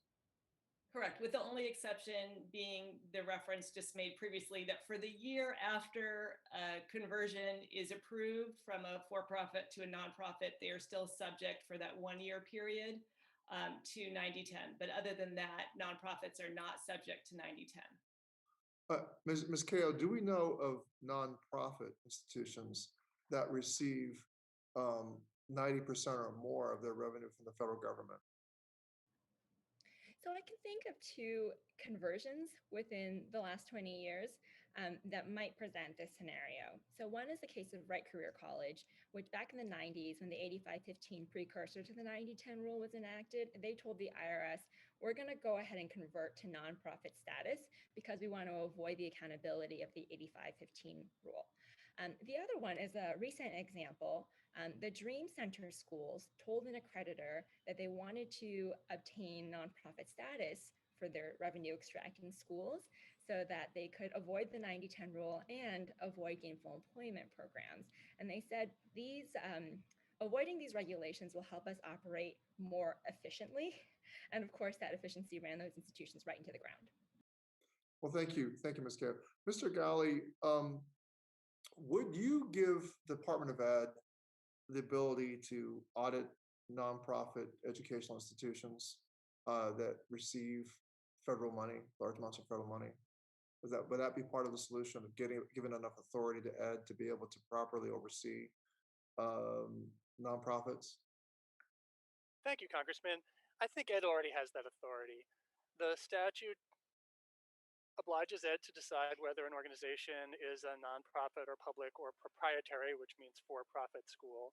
And Ed's regulations explain how Ed does that. Well, it looks at whether IRS has treated the organization as a charity, but then independently, Ed regulations say Ed has to decide whether the organization is providing an excess of benefit to any private party, which usually means it's giving too much money to its insiders, or it's a prisoner of its debts, or of its service contract. And so it's already Ed's obligation under existing regulations, in my view, to make sure that organizations are really protecting students and not their bottom line. Would you give Ed some role in the vetting process of conversions? In other words, IRS establishes that they can become a nonprofit. Would you insert Ed into that process and give them some sort of role in the vetting? So I think it's appropriate for IRS to decide which organizations face which tax consequences. It's mostly not IRS's view of their job to decide which organizations are fully charitable or not. Back in the 90s, Congress found that IRS wasn't really willing to do that job. They weren't willing to impose the death sentence on organizations and take away their charitable status or refuse it in the first place. So IRS only imposes this thing called an intermediate sanction, which is kind of a penalty tax on people who extract money from their organization. So IRS is really just not in the business of figuring out who has the incentives to protect students and who doesn't.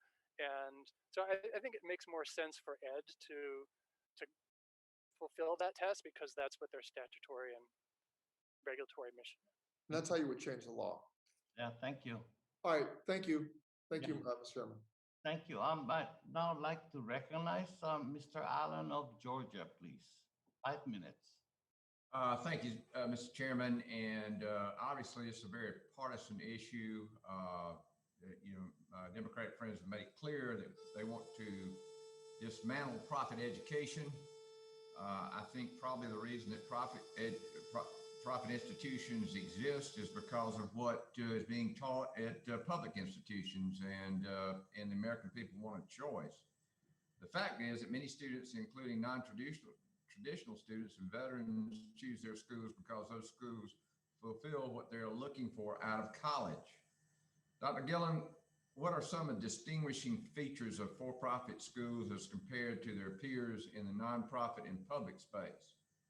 And I'm referring to schools like PragerU and other schools like that teach, civics and, a love for the country and those kind of things. And do they offer different programs or more flexibility? Yeah, great question. So the for-profit sector historically has been rather innovative. And so we've seen a number of practices that may have been, tried scattershot here or there, but they really became standard practice in the for-profit sector. So helping students fill out the FAFSA was kind of an innovation that really scaled up within the for-profit sector. Allowing nighttime classes for students who are working full time. They couldn't quit their job to go to school during the day, and so offering nighttime and weekend classes was really a specialty of the for-profit sector, and it's spread to some other institutions as well. And so really the main advantage of the for-profit sector, I think, is this kind of experimental lab of how can we improve kind of the education offerings. And I'll throw online education in there. The for-profits embraced online education very early, and as we just saw with COVID, everybody had to do that. And so because the for-profits had sort of kind of experimented with the process a lot more, it wasn't as rough of a transition for everybody else because we'd seen what online education does and how to do it. And so this flexibility is critical. Students assume risk when they take out loans, and the federal government taxpayer assumes risk by lending that money. But the institution, the one arguably benefiting the most from this arrangement, does not have any direct risk in the federal student loan program. In your opinion, should colleges and universities have more skin in the game? If so, what are some of the ways we can incorporate institutions in the federal student loan program? Yeah, I think skin in the game ideas make a lot of sense as long as we're restricting ourselves to the current loan system where the government is the lender. So if we were not in the situation where the government was the lender, where we had private lenders, there would be no reason for skin in the game because the lenders themselves would be doing their due diligence on whether this is a wise loan to be making. But both the government and the institutions under the current system where government is lender don't have any desire to do their due diligence on these loans. And so we do have a lot of programs that are consistently allowing students to overborrow. One solution to that is a skin in the game proposal, and there's a lot of different ways those can be structured. One kind of proposal that was tried in Chile was to hold universities responsible for the debt of dropouts. Now we need to be very careful about just replicating that, because one of the things they found in Chile was that this resulted in lower quality of their school, because the schools, knowing that they would be responsible for the debt of dropouts, lowered their standards, so more students would graduate, they'd have less dropouts. So we need to be very, very careful in designing a skin in the game proposal or a risk sharing proposal. But as long as we're in kind of the current status where the government's lending and lending pretty indiscriminately, then some sort of skin in the game or risk sharing proposal, I think would improve higher education. Well, most of the young people that I've talked to about their student loan debt have admitted to me that they had no idea what they were getting into, and they had no idea how they were going to pay it back. And that's why I had an amendment on the Higher Education Act to make sure they got proper financial counseling. I thank you, and I yield back. Thank you very much, Mr. Allen. I now recognize Ms. Adams of North Carolina for 5 minutes. Thank you, Mr. Chair, and I appreciate the opportunity to participate in this hearing today. Director Emery Yaris, do most conversions involve an existing nonprofit college with longstanding experience in running a school taking over for the for-profit college? Let me repeat that. Do most conversions involve an existing nonprofit college with longstanding experience in running a school taking over the for-profit college? The answer is no. Of the 59 conversions that we saw, there were only 5 involving an existing nonprofit college. Okay, so what kinds of nonprofit organizations are purchasing these for-profit colleges? They can be an array of organizations that don't necessarily have experience educating students. We found a scholarship fund, a professional association, a private foundation, and others. So you have an assortment of nonprofits, and as we've stated, these are not existing nonprofit colleges assuming the for-profits. Okay, so they may be newly created nonprofits being used to engineer these conversions? Certainly. Of the 59 conversions, we found that 9 involved completely new nonprofits that had no activities prior to the purchase of the for-profit school, and they were more likely to be involved in the insider conversions. So the conversions without insiders involved almost always existing nonprofits that had been established previously, while about half of the insider conversions involved completely new nonprofits that had no prior track records. Okay, so what does it mean for protecting the best interests of students then? I think there's a difference when you have an existing nonprofit college take over a school versus a foundation or a scholarship fund take over a school. So I think there's a difference in terms of the educational experience that is brought to bear. Right, thank you. Professor Gale, what does a traditional nonprofit college board look like? Usually a nonprofit college board is a group of experts and community members who volunteer their time. Many of them are large supporters of the institution. They might be alums or other donors. They are not typically paid for their time. They have no financial interest in the ability of the organization to pay profits to its service provider or the former for-profit that it owes a huge IOU to. That is not true of several of the boards that I examined after reading the GAO report. For example, there's one board where the board members receive about $300 an hour for their time as a board member, which is far outside the norm and certainly you can imagine affects their incentives to go along with the financial interests of the people who they're in business with. Okay, so when insiders retain some or all of the same leadership roles post-conversion, how does it affect the ability of the college to function as a true nonprofit? I mean, it's impossible. First of all, just talk about legally. You have a so-called fiduciary duty. You have a legal obligation to look out for the interests of an organization that you're the head of.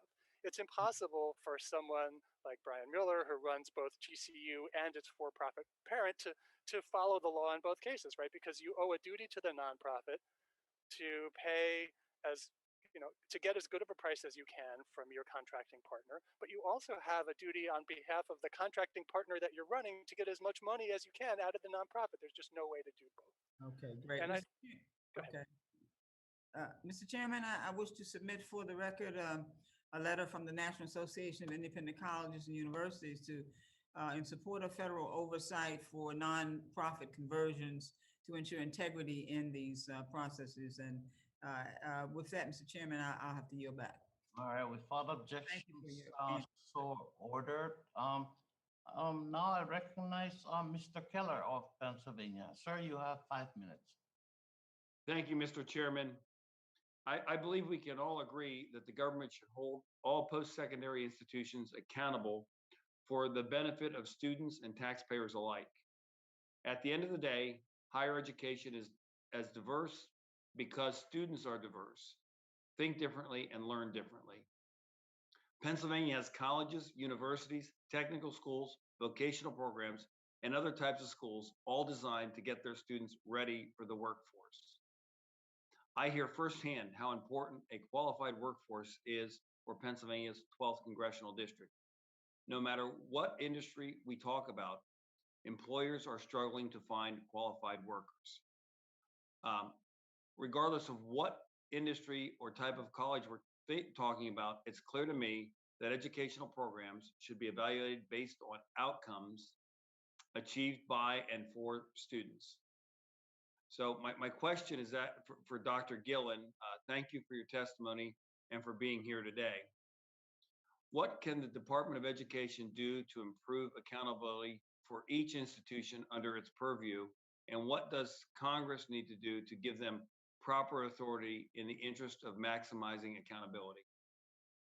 That is a great question, and we could spend many hearings specifically on that topic. One of the big obstacles, I think, to seeing kind of improvement in higher education is actually the accreditation system.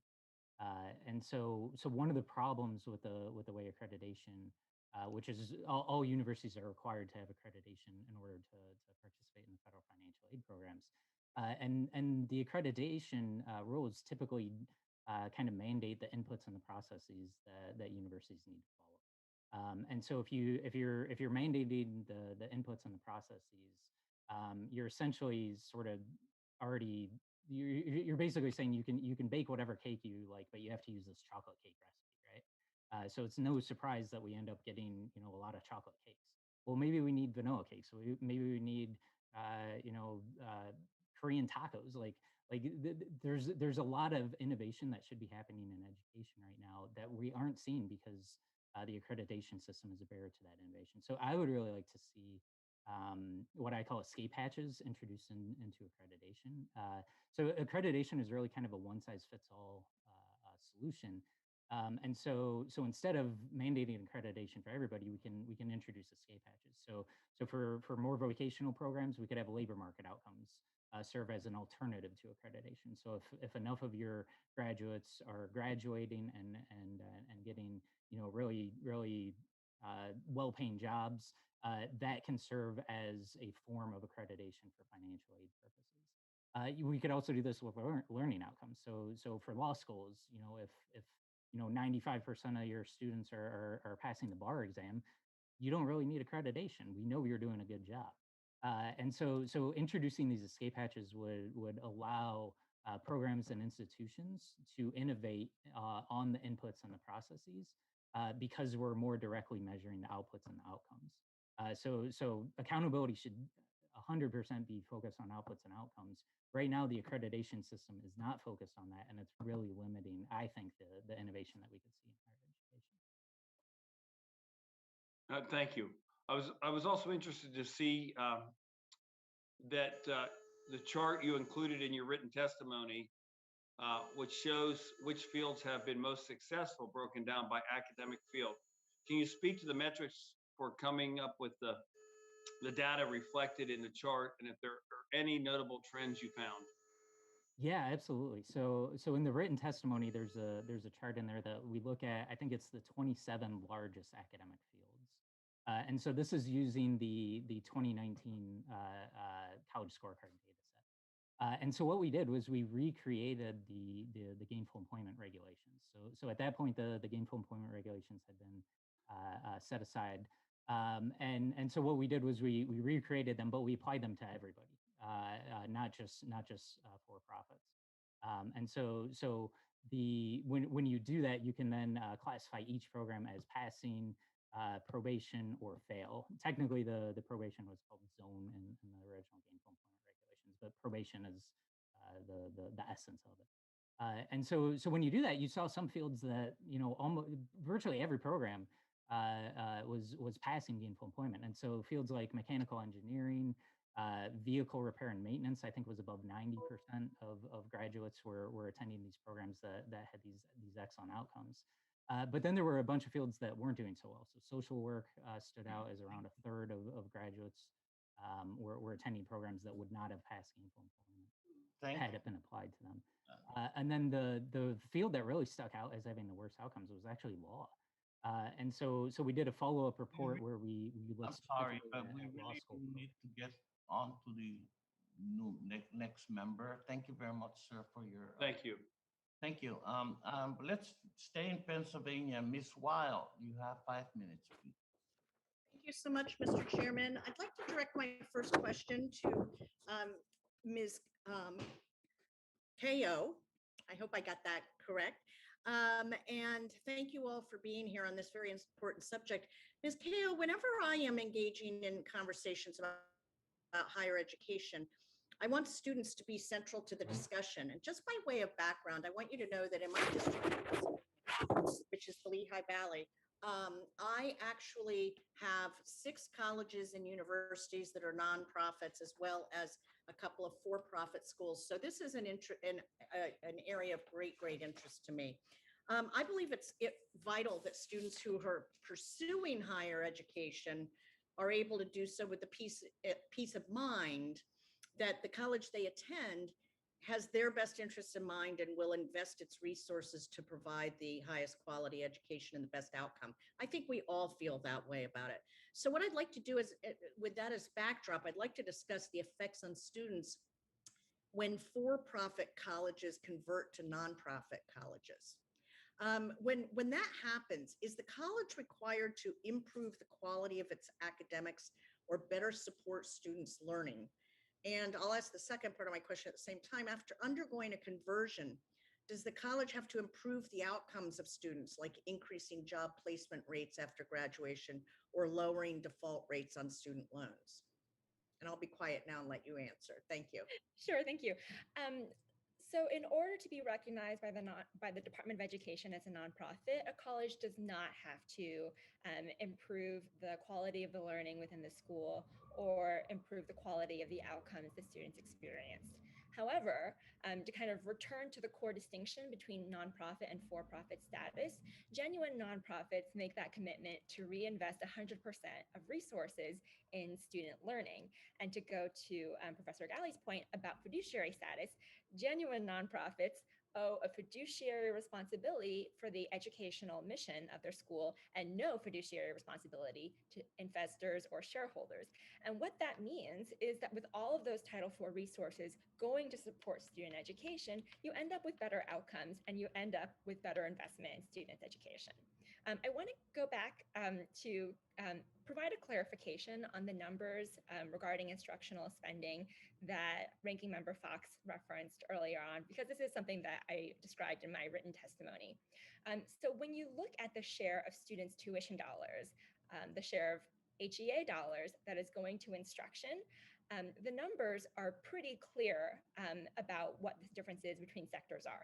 So to take four-year schools at a for-profit school, students are getting 26 cents on the dollar. At a nonprofit, they're getting on average 79 cents. And at a public institution, they're actually getting more than $1 worth of instructional spending, $1.13. So that's the best bang for your buck. And the reason this is different from the numbers that Ranking Member Fox was describing is because she's incorporating as a denominator all of the revenue, which includes revenue for hadron collector generators for the research arm, or the revenue produced by the nonprofit hospital that's attached to the institution.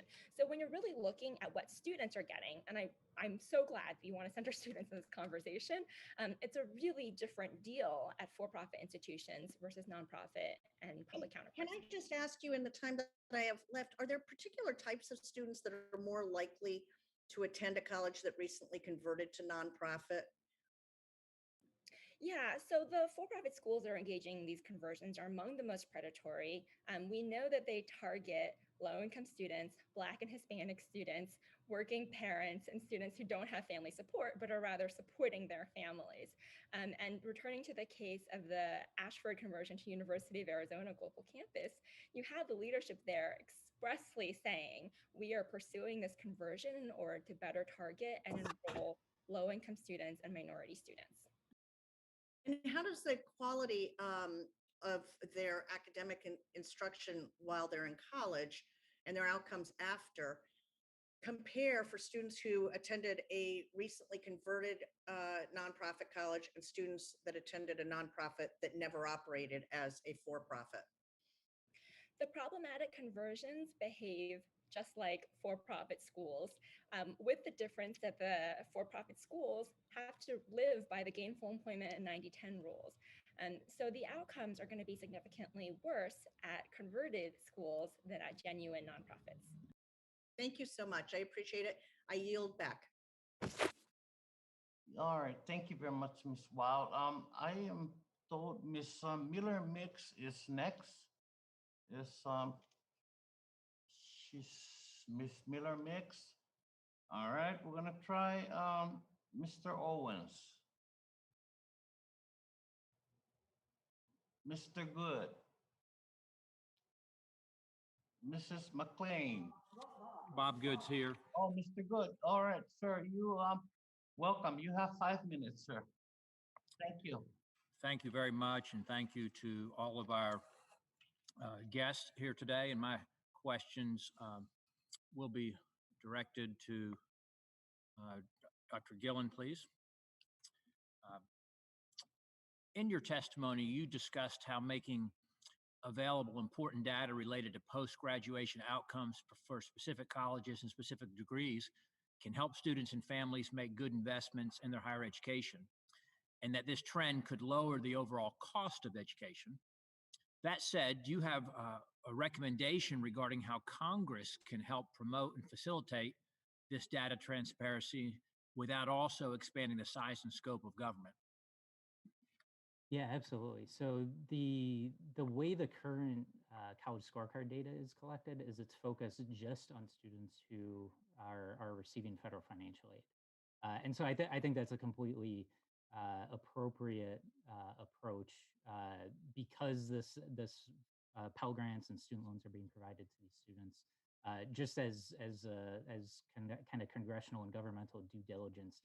We need to be able to assess the overall outcomes of those programs. And so we need to be able to track the outcomes for students who receive these. So I think that's a very appropriate approach is kind of figuring out what information we need to determine how effective financial aid programs are and then collecting it. Thank you. You also had noted, and I'm paraphrasing a little bit, that since colleges are locked in a never-ending academic arms race to spend as much as possible in the pursuit of prestige, and this has a very negative consequences regarding college affordability, and it can make it easy for insiders to hide excessive spending.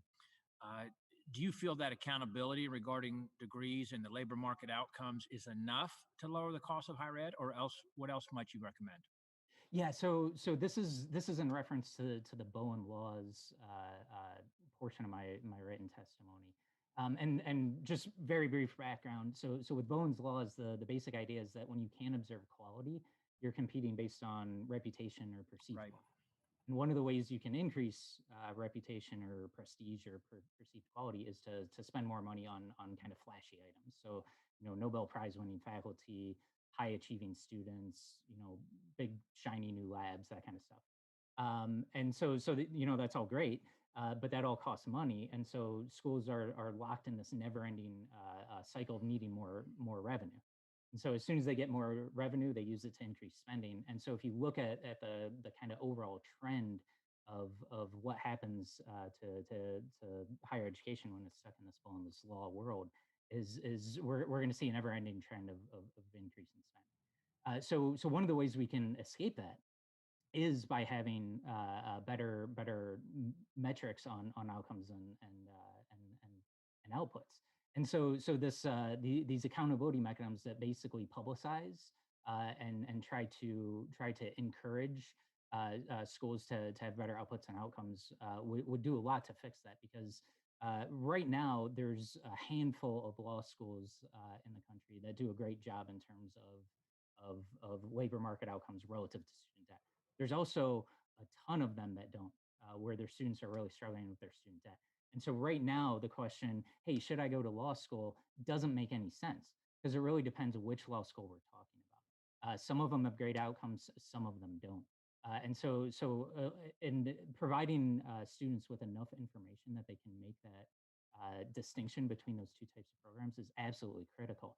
And then once students are competing, once universities are competing based on outcomes, we basically escape the Bowen's law world, and then we move into more of a of kind of the standard competitive environment where schools compete to increase quality and lower costs, and that's a very healthy environment to be in, because any innovation that does either one of those will be adopted widespread by universities across the country.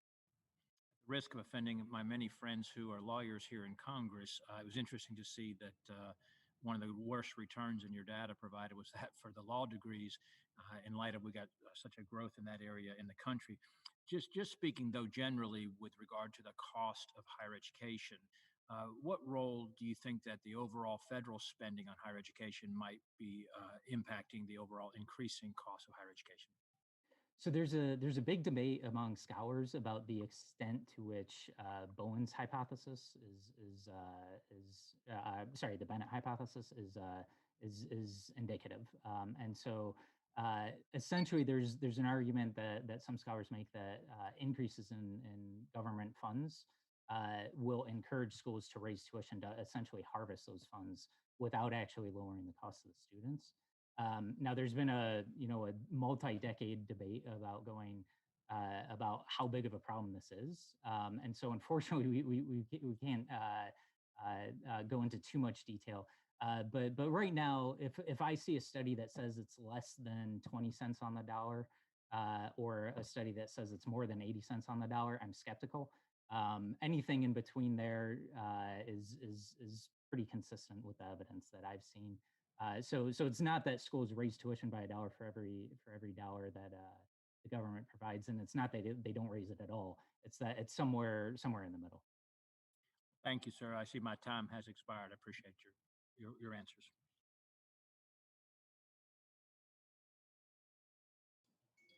Yes, Chairman Scott is back in the room, and so, Mr. Chairman, you have the gavel, please.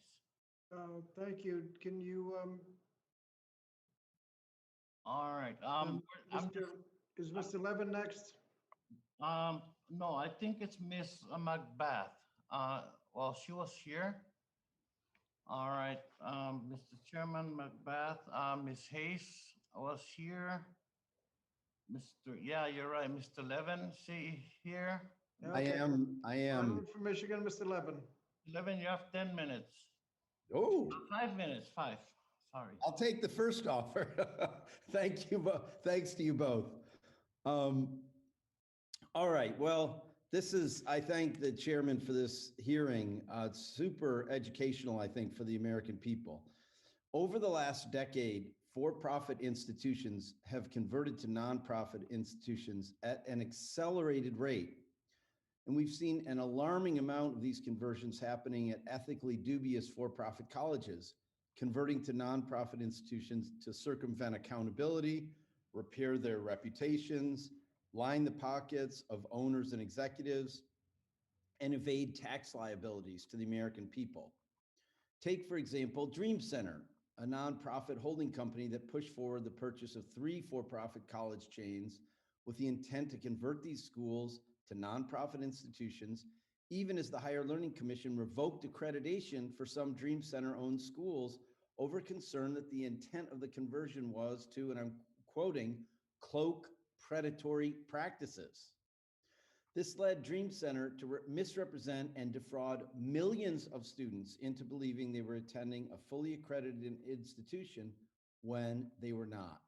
Within 18 months of the transaction, Dream Center closed or sold every school. So I want to ask Ms. Kao about this. We've seen a lot of these abrupt and expensive closures of schools that are converted from for-profit to nonprofit.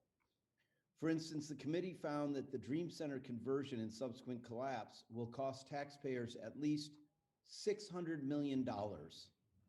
Is there something particular about these conversions that makes them likely to close abruptly like this?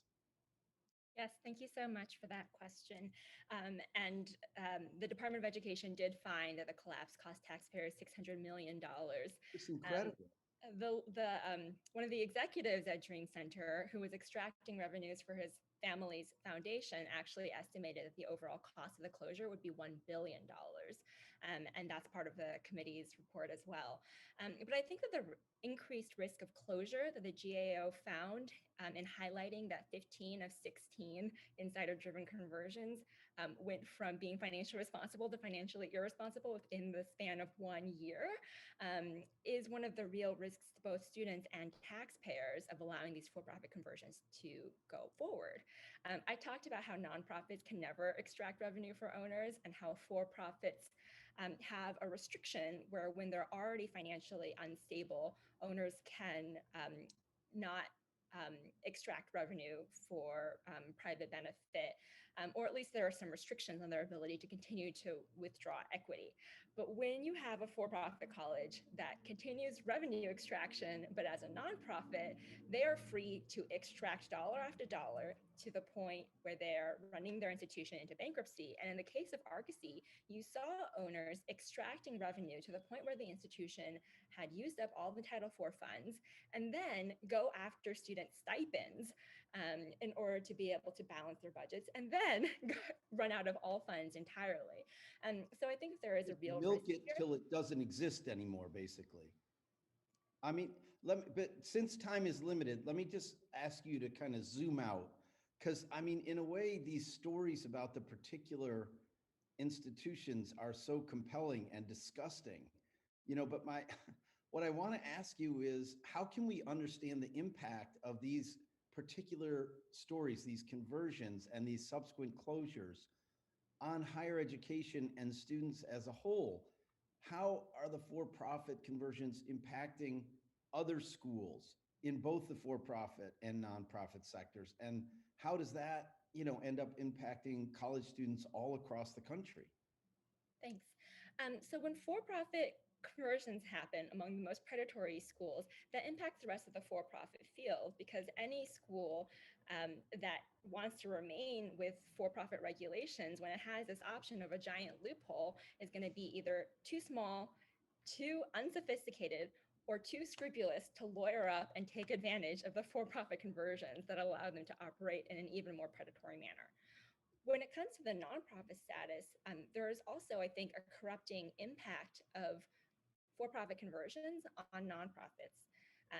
So Mr. Gillen mentioned an arms race, and I think that the aggressive and predatory recruitment of for-profit conversions is going to and already has created an arms race for the nonprofits to try to distinguish themselves from the covert nonprofits. And that's going to draw resources away from student instruction in order to be able to educate students through recruitment and marketing practices.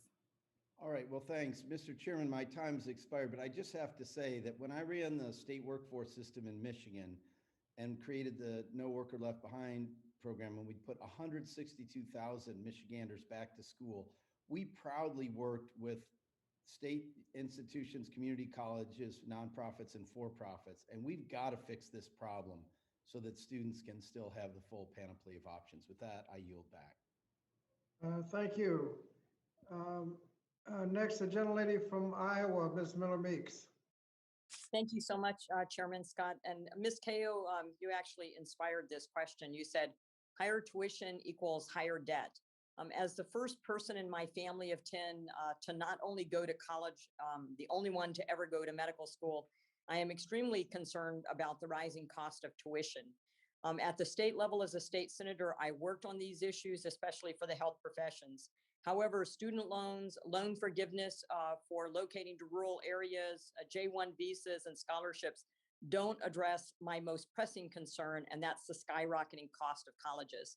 Mr. Gillen, you've done a lot of work investigating why college prices are rising.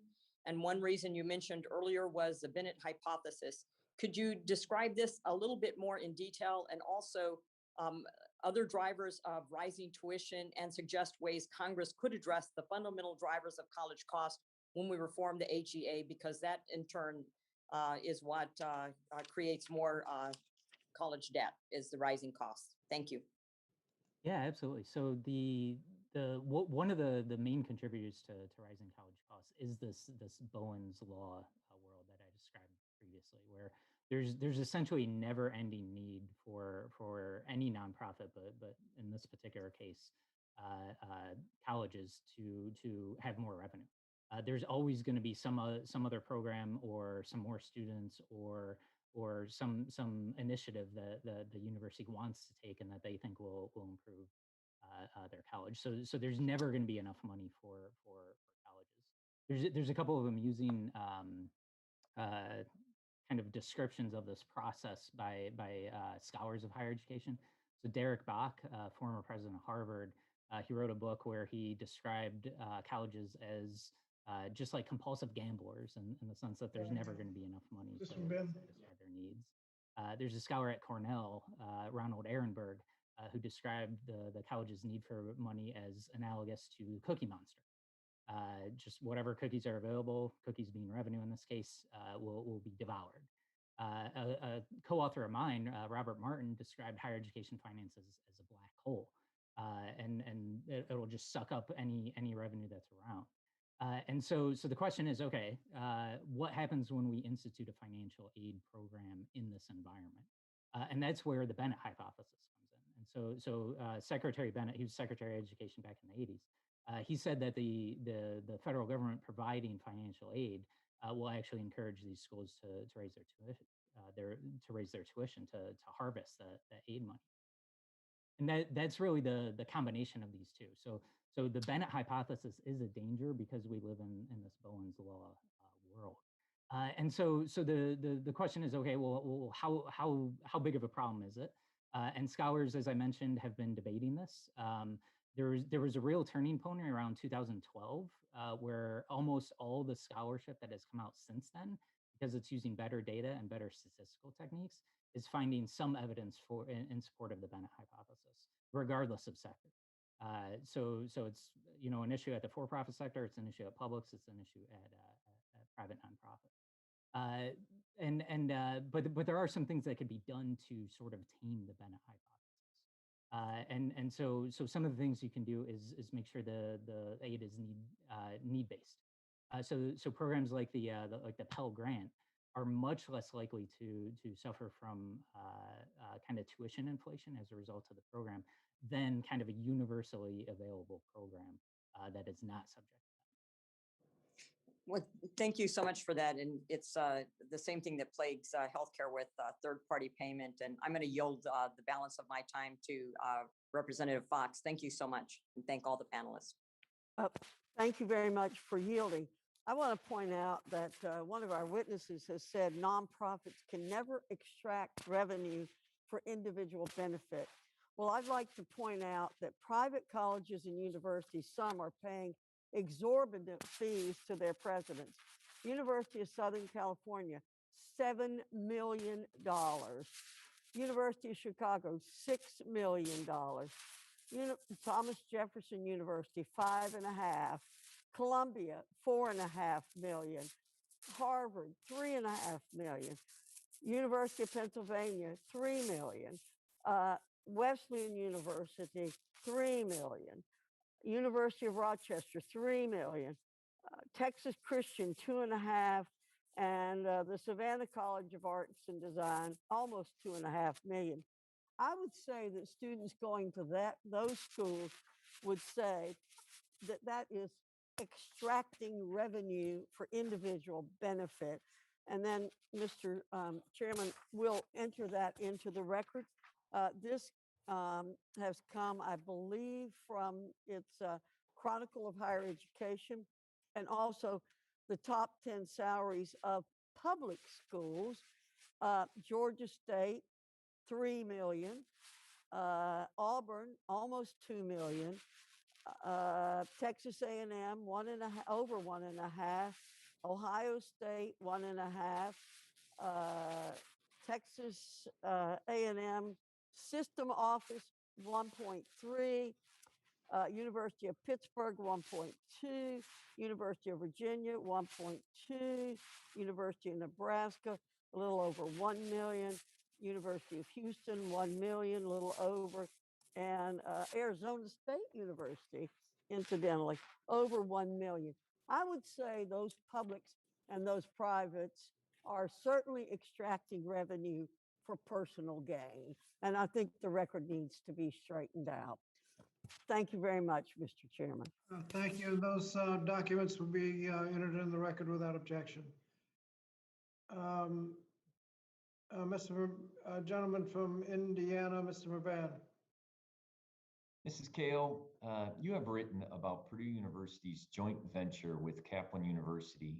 Based on your knowledge of this conversion, do you see any unique risks posed by public college contracts with for-profit colleges compared to a for-profit college's conversion to nonprofit status?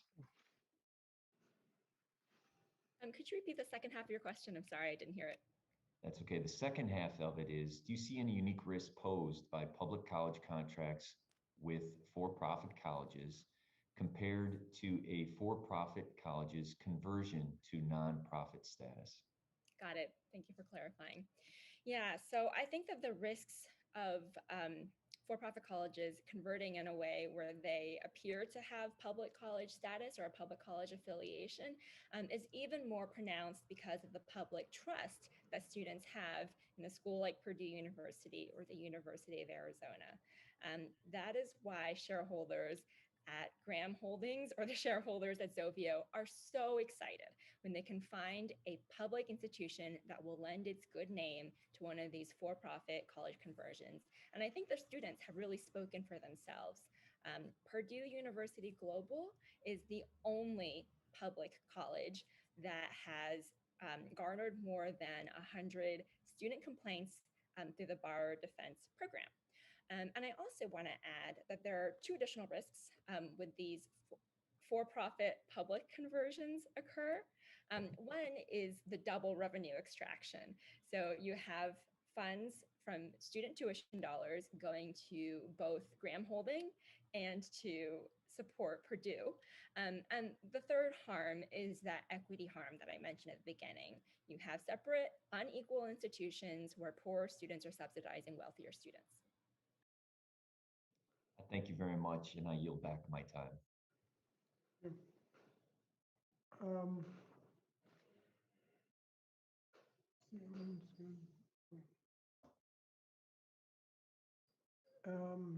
It's the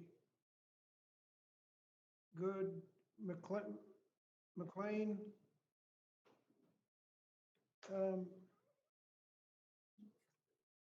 Young lady from Tennessee, Ms. Harshberger. Thank you, Mr. Chairman. I appreciate the time.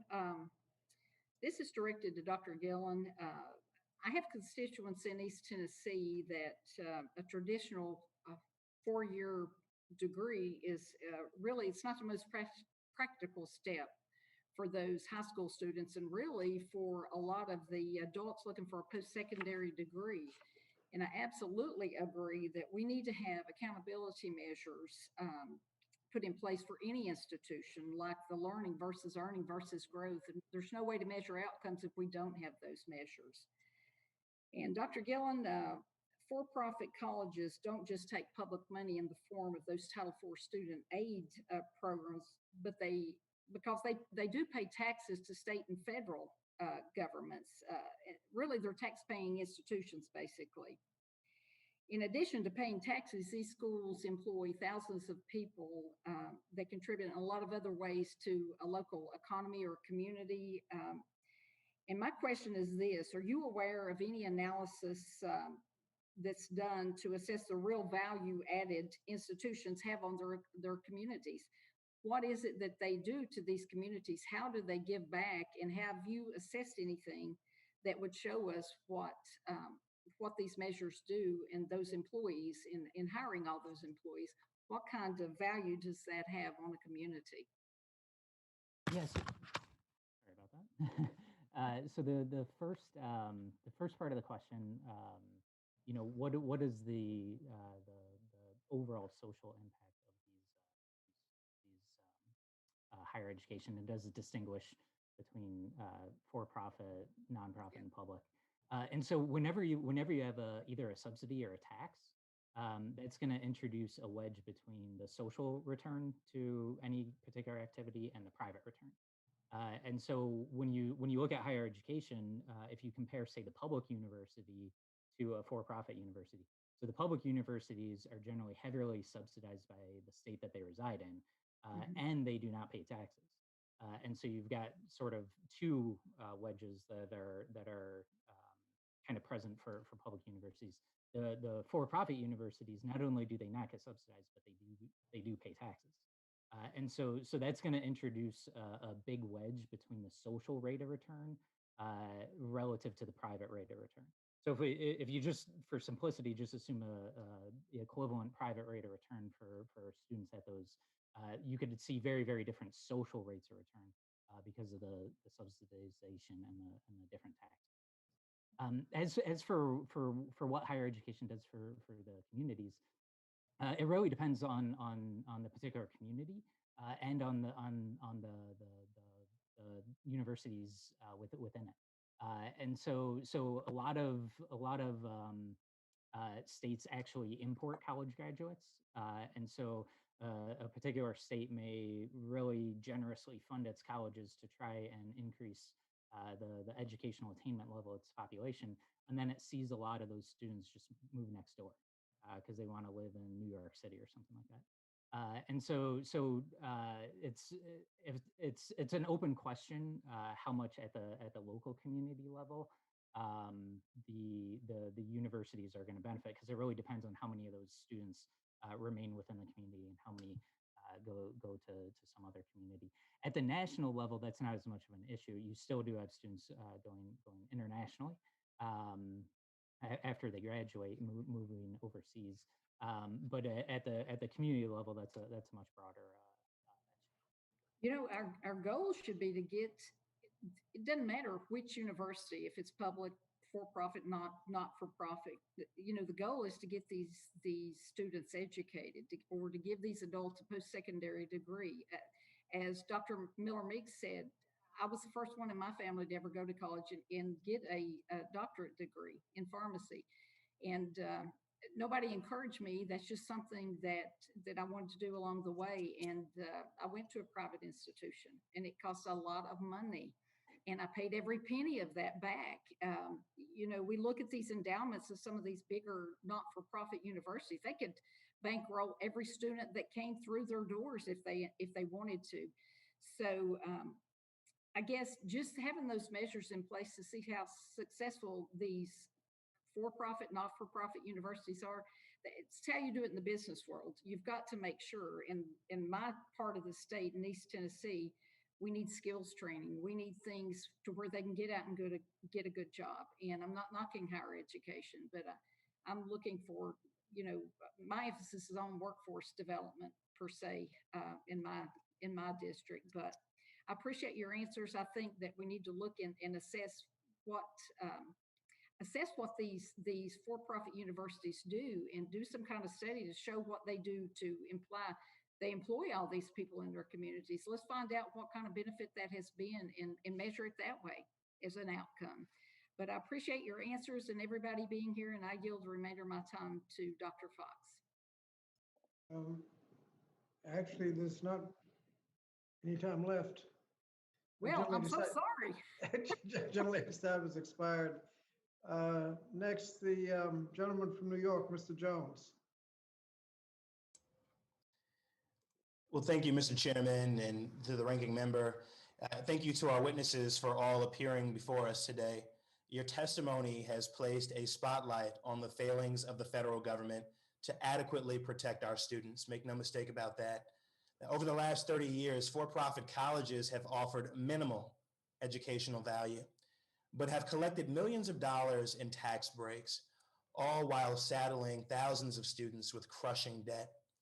In recent years, as skepticism of for-profit schools has continued to grow, these same predatory institutions have taken it upon themselves to restructure and convert to nonprofits. They have done so not because they have seen the error of their ways, but because they seek to subvert the regulatory burdens placed on for-profit colleges while continuing to defraud students and benefit financially. Ms. Kale, how do for-profit colleges in disguise, or as you refer to them, covert nonprofits, harm students? Thank you for your question. And first, I just wanted to take a point of personal pride to say that we overlapped at Stanford University, and you graduated with many of my friends from Harvard Law School. I was so excited to see you elected. And I'm excited as well for your focus on the harm that students experience as a result of the activities of covert for-profit schools. And to return to the student harm, again, I think the students have really spoken for themselves. When you look at the borrower defense claims that students submit, when they feel that they've been defrauded by institutions of higher learning, when they feel that their tuition dollars and debt dollars have been taken from them by deceptive and abusive practices, you see crystal clear that it is for-profit and covert for-profit schools that are deceiving students.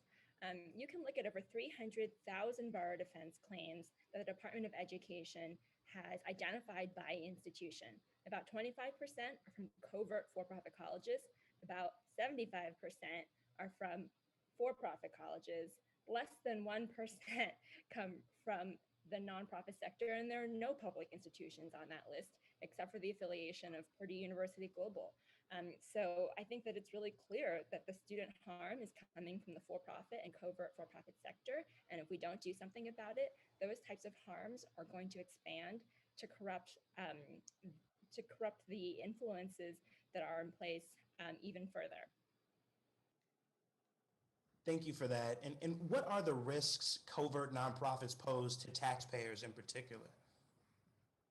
Yeah, so when it comes to stewardship of taxpayer money, there is a particular risk when covert for-profit owners can draw down Title IV revenue with one hand and then pass it on to insiders for personal enrichment on the other hand. Representative Fox talked about the salaries of nonprofit presidents, but you have the president of Harvard making $3 million a year, and the president of Kaiser University, one of these covert for-profits, drawing down $34 million a year through rents and loans paid by the nonprofits that he owns. And I think that is a huge problem for taxpayers, especially as Congress takes a look now to double down on the investment in low-income students through things like Pell Grant. You have to protect that investment from being handed right into the pockets of insiders with little benefit for students. I so appreciate that illuminating testimony. And with the approximately minute and 20 seconds I have left, I wanted to delve into the demographics of the impacted students. We've touched a little bit on how these for-profit colleges in disguise harm students, but we know that certain communities really bear the brunt of the adverse impacts. And so can you talk a little bit about who these students are in terms of the demographics, and what's the profile of these students who are enrolled in these covert nonprofit colleges? It It is low-income students, Black and Hispanic students, working mothers in particular, and students who are supporting their families instead of being supported by their families. In the world of research, we talk about reverse redlining or predatory inclusion. And I have a background representing low-income borrowers in the subprime mortgage crisis. There, you talk about how banks have excluded minority borrowers, and what that leaves space for is predatory institutions to come in and offer a subprime product saying that they're providing access, when in fact they're extracting wealth from those communities that need it most. And that's what we have in higher education as well. We have predatory inclusion, so that the individuals who have been pushed out of valuable resources in the higher education field are being steered towards predatory actors. Thank you so much, Ms. Ko. Go Stanford, and I yield back, Mr. Chairman. Thank you. The gentleman from North Carolina, Dr. Murphy. Thank you, Mr. Chairman, and I want to say thank you to all of the members who've come to the committee. I appreciate your perspective.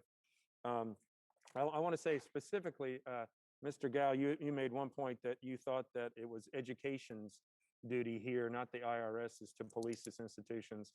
And I think that's correct. I think that a lot of the comments here may have been misguided a little bit, and they obviously have a different reason for saying this. I do want to point out one thing, though. I mean, it's very interesting that we're just attacking the private institution. I mean, the profit non-profit status. And if you look at I don't know if any of the other panelists have actually been on a college campus recently and looked at where money is actually spent on college campuses. Yes, there surely are aberrations and abuses in salaries, but if you look at what the taxpayers are paying for, and you look at what's happened with administrative bloat, I would submit that that is infinitely more of a problem to the American taxpayer, to the American student, than any of these problems that heretofore the committee has brought up. This is the main reason that students are in debt these days, is because administrative bloat has far outweighed payments on anything academic-wise. And to say otherwise is really just ignoring the issue and just attacking the for-profit institutions. So that said, Dr. Gillen, let me just ask one brief question, because I'm going to cede a lot of my time to Dr. Fox, who's smarter than I am on these things. The premise behind this hearing seems to be that for-profit conversions are a big, huge public policy issue. They're happening often, and they're not being handled appropriately, and that legislation is needed to fix this problem.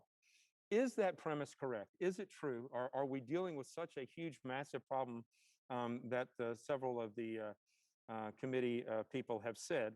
Of the more than 5,000 institutions of higher education, how many of these are actually impacted by conversions? Dr. Gillen, I'll let you answer those questions, please. So very few formerly for-profits seek to undergo conversion, and even fewer of those involve insiders. So this is a relatively small problem, and to the extent it's a problem, it's already forbidden. So the IRS doesn't allow improper benefit, and the Department of Education doesn't allow improper benefit. So the real question is, do the existing procedures used by IRS and Ed detect improper benefit? And so if not, then that's an argument to improve those procedures. But the idea that all for-profits who undergo conversion are bad, I don't think is valid. And it's not even really internally consistent, right? Because we've been hearing about, oh, for-profits bad, nonprofits good. Well, we're converting for-profits into nonprofits, but they're still not good. So it's kind of a strange approach to me. Yeah, well, I thank you, because it's, without a doubt, obviously our job as members of Congress are to hold institutions accountable. But this is chasing, in my opinion, like we say in medicine, a wild herring. It's not really, it's more of a problem in search of a solution, or rather a solution in search of a problem. I'm sorry for the mix-up. But I mean, if you really look back, and I'll get on my rant about administrative bloat, and if we're actually caring about what's going on for students, that's the whole premise of this. If we're caring about what's going on for students, then look and see what colleges, public colleges, universities, private colleges and universities, how they are spending their money these days. It may not be on massive salaries, but is on administrative bloat, and that's been the death knell of higher education these days. With that, I'll yield back the balance of my time to Dr. Fox. Thank you. I thank the gentleman for yielding, and I would like to.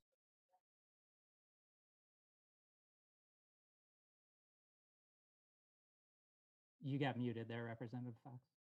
Oh, well, I'm like, okay. The federal student loan 3-year default rates by sector and separation cohort, borrowers entering repayment 2009 to FY 2017 by the College Board. It shows public 2-year schools have a 14.4% default rate. The for-profit schools have a 12% default rate. And so we see that 2-year colleges have a worse default rate. Then I'd like to ask a quick question of Ms. Emery Arias. From Dr. Adams, she asked you which conversions were better. And I want to know, were you expressing a personal opinion or one based on research in your official capacity? I'm not sure that I answered on that front. Can you remind me? Well, she asked you whether it was better for schools to go to for-profits, but I can get you the exact question and submit it to you for the record. But it sounded as though in your official capacity, you were expressing an opinion, and I was just clarifying that. Yeah, I don't recall that, but I'm happy to answer any questions that you may have for the record. Okay, thank you. Sure. I yield back. Thank you. The gentlelady from North Carolina, Ms. Manning. Thank you, Mr. Chairman. I'm going to address my first question to Ms. Kao. And I don't believe this is something that any of my colleagues from North Carolina have raised, but it's of great interest to constituents in my state. Reporters are raising questions about a nonprofit that is a covert for-profit that's taking place in my state. And you're nodding your head, you probably already know about this. The Century Foundation reported on documents obtained from IRS and the Department of Education showing that Dr. Arthur Kaiser, who I believe has been discussed today, converted his for-profit college into the nonprofit Kaiser University to use it as a cash cow, and new reports indicate that Dr. Kaiser has funneled donations from Kaiser University to a traditional, financially struggling nonprofit, St. Andrews University in North Carolina, to assert control at that institution and potentially leverage that control to benefit Southeastern College, a for-profit school, which Dr. Kaiser owns. We are extremely concerned about this. Of course, I'll be following up with Andrews University for more information, but I am getting calls from very concerned constituents. Can you expand on these findings, and do they raise wider concerns for both for St. Andrews, but also for other conversions? Thank you. Yes, so we have taken a look at St. Andrews and the relationship with Kaiser University. You know, you've heard of corporate takeovers within the private industry. Here, we have a hostile takeover of a nonprofit school that was experiencing financial strain. Now, coming out of this pandemic and of economic hardship, we're going to have a lot of small community-serving nonprofits that are experiencing financial strain. So I think watching the pattern of this instance and watching the patterns with these for-profit college conversions more broadly is not responding to a hypothetical question, but is responding to the early signs of a trend that is about to become much more dangerous and could be more widespread if action isn't taken now to reverse the trend. Getting back to the example of St. Andrews, we have a pattern that we've seen before where the Kaiser family has leveraged the wealth that it's obtained by extracting resources from other for-profit college conversions and used that wealth to buy control of the board of St. Andrews. With that control, the Kaiser family is operating St. Andrews in a way where it's starting to operate similarly to a vassal state, which is to say it is not operating in the best interest of students, but rather helping to extract resources and deliver them to the for-profit school that is currently held by the Kaiser family, Southeastern. And what we've seen is this example where they've opened up a new campus, called the new campus an extension of St. Andrews, but it's actually listed at the same address as one of the campuses for the for-profit school that the Kaiser family also operates. I think it is possible that we'll see an application for conversion in the near future, but even if not, this relationship of a nonprofit being taken over and its good name used to support insiders is a perfect example of the concerns this hearing addresses. Thank you so much. We have several nonprofits, small nonprofits in my community that as a result of this pandemic are really struggling. I would hate to see this happen to any of our other good schools. So I'm going to switch the next question to Administrator Emery Aras. If you could help me understand, what are the tools that the Department of Education, the IRS, and Congress can use to make sure this doesn't happen? Thank you for the question. So the IRS can review proposed conversions when new nonprofits are applying for tax exempt status. So they can actually ask for the purchase price of a college. They could look at independent appraisals versus getting a promise that a price will be fair market value. So they can actually request materials to help make that decision. And if they decide that a sale is not going to be a fair market value one, they can deny the application for tax exempt status. After that, they have the ability to monitor tax exempt organizations at a future date, and our recommendation will help them do that more.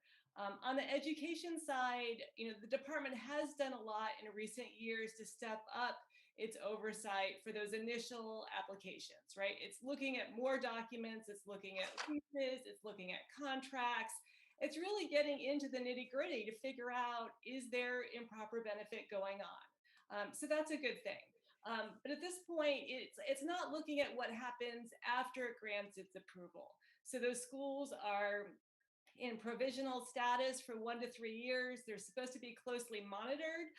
Education already has their financial statements. It's using them for other stuff, but it's not actually looking at them to see if any improper benefit is happening at that point. And we think it should.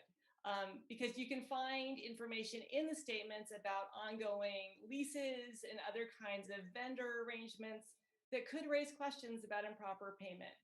So we made a recommendation that the department use the information it already has to do a better job of monitoring, and the department agreed with us.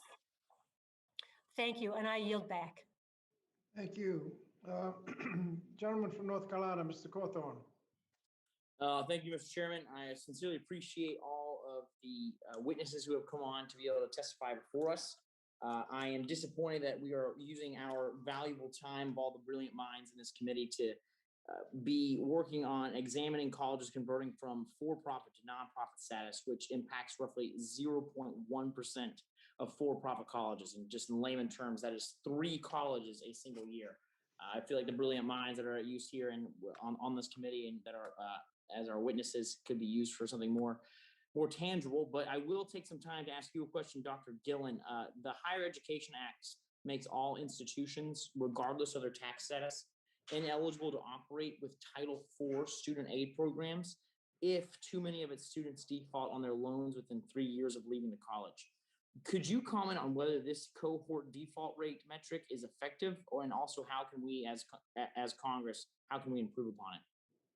Yeah, so the cohort default rate is, I think, a perfectly fine accountability metric. The problem is that it's used as the accountability metric, right? And so this is really the only way that schools can lose federal financial aid for any sort of outcome that they have. And so the cohort default rate, I think, could certainly be improved. So right now it looks at just the first 3 years after the student stops taking loans. And so I think we could benefit from extending that. So whether we want to look at 5, 10, or all the above, maybe we have 3 different cohort default rates that we examine. I think that would be really useful. Another potential issue, particularly with the 3-year rate, is that a lot of students can be in deferment or forbearance, which won't show up as defaults on their loans. But these are still indicative of students who are struggling with their student loan debt. So I think really addressing kind of those flaws within not flaws, but improvements in the cohort default rate. In terms of kind of the longevity of the cohort default rate, as more and more students are entering income-driven repayment programs, that's actually going to turn the cohort default rate into an obsolete metric. Because now students who can't afford their loans are defaulting on them. But once they're in an income-driven repayment program, they're no longer defaulting on their loans. Their student loan payment has just been set to 0. And so pretty soon, as more and more students are entering these income-driven repayment programs, the cohort default rate is really going to be an obsolete metric. So one thing that we could do is replace it or supplement it with a repayment rate. And so that would be probably the wisest course of action, I think, where we look at what percentage of a university or a program's students are actually paying down the principal on their loans. Well, Dr. Gillon, thank you very much for your time, and to all of our witnesses, thank you. With that, Mr. Chairman, I would yield the rest of my time to Ranking Member Fox if she would so like to use it. I thank the gentleman for yielding. Since we're on the gainful employment and cohort default rate, I want to point out that there's an article in the Chronicle of Higher Education that pointed out that there were failing programs in the theater arts program at Harvard University, a music performance program at Johns Hopkins, and a music technology program at the University of Southern California. I think it's important that we point that out. Ms. Amory Aris, first to clarify, just because an insider was involved in the transaction does not mean that there are legal violations when a for-profit converts to a not-for-profit. Is that correct? That is correct. Okay, so when the GAO noted that the department had strengthened its review of the process, that came about during the Trump administration. Is that correct? The department took several steps over time, beginning in September 2016, though in 2018, the department did create a centralized team where they brought in experts with contracting knowledge and finance knowledge to really look at these together, and that was in 2018. Right. So they strengthened it during the Trump administration, beginning in September of 2016, as you said, right? Just before the election. So I think it's important that we ascertain that when that strengthening came in was under a Republican administration. Again, I think Republicans, the point we want to make over and over again is the Republicans want accountability from all institutions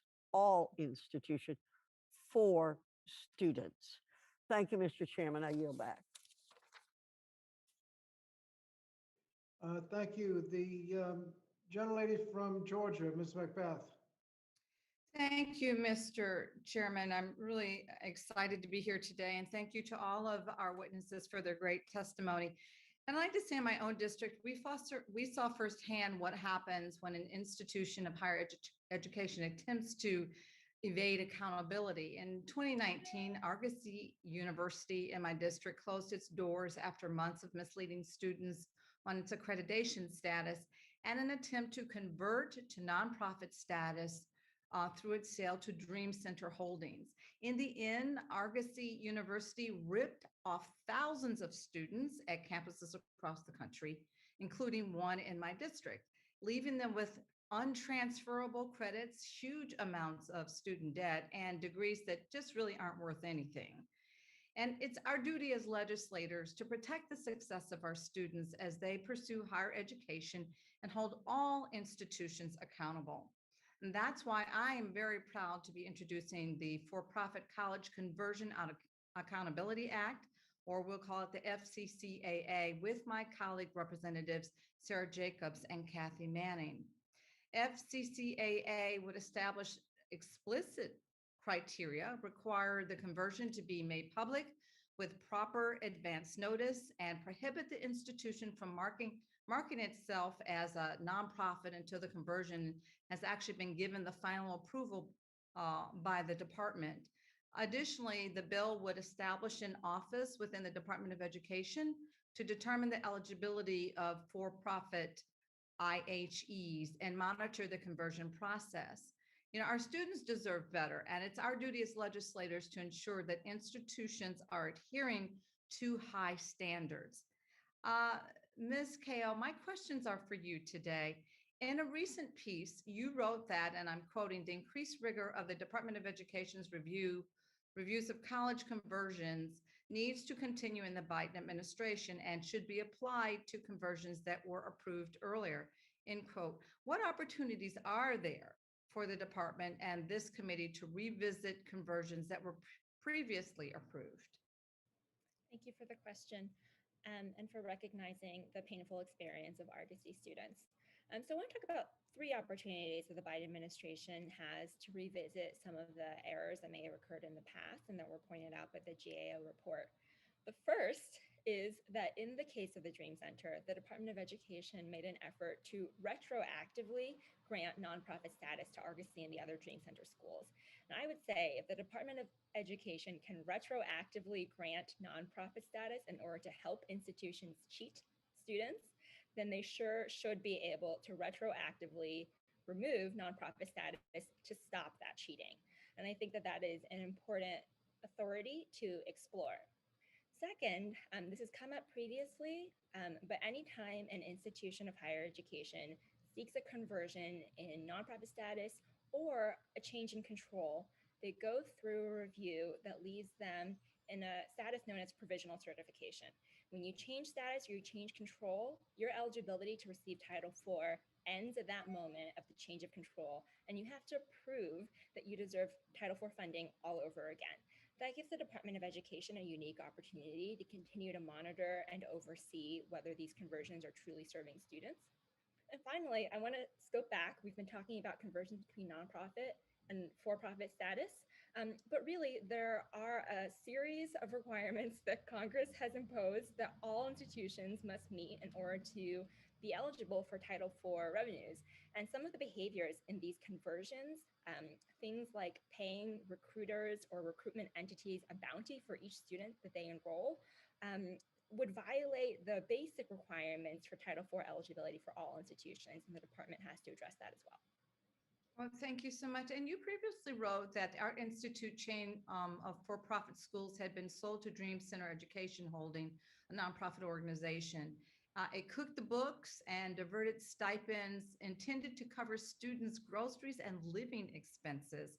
And I'm aware that the Department of Education sat on the Art Institute's application and that of Argosy International, or Argosy University, for nonprofit status until it was too late. Do you have views about whether the department's slow-moving response constituted a failure in oversight? And what do you think has been done differently? Yeah, or could be done differently? The department failed students by not acting to protect them, and it failed taxpayers by allowing millions to go out the door to an unscrupulous and irresponsible institution that did not meet basic statutory requirements to receive Title IV dollars.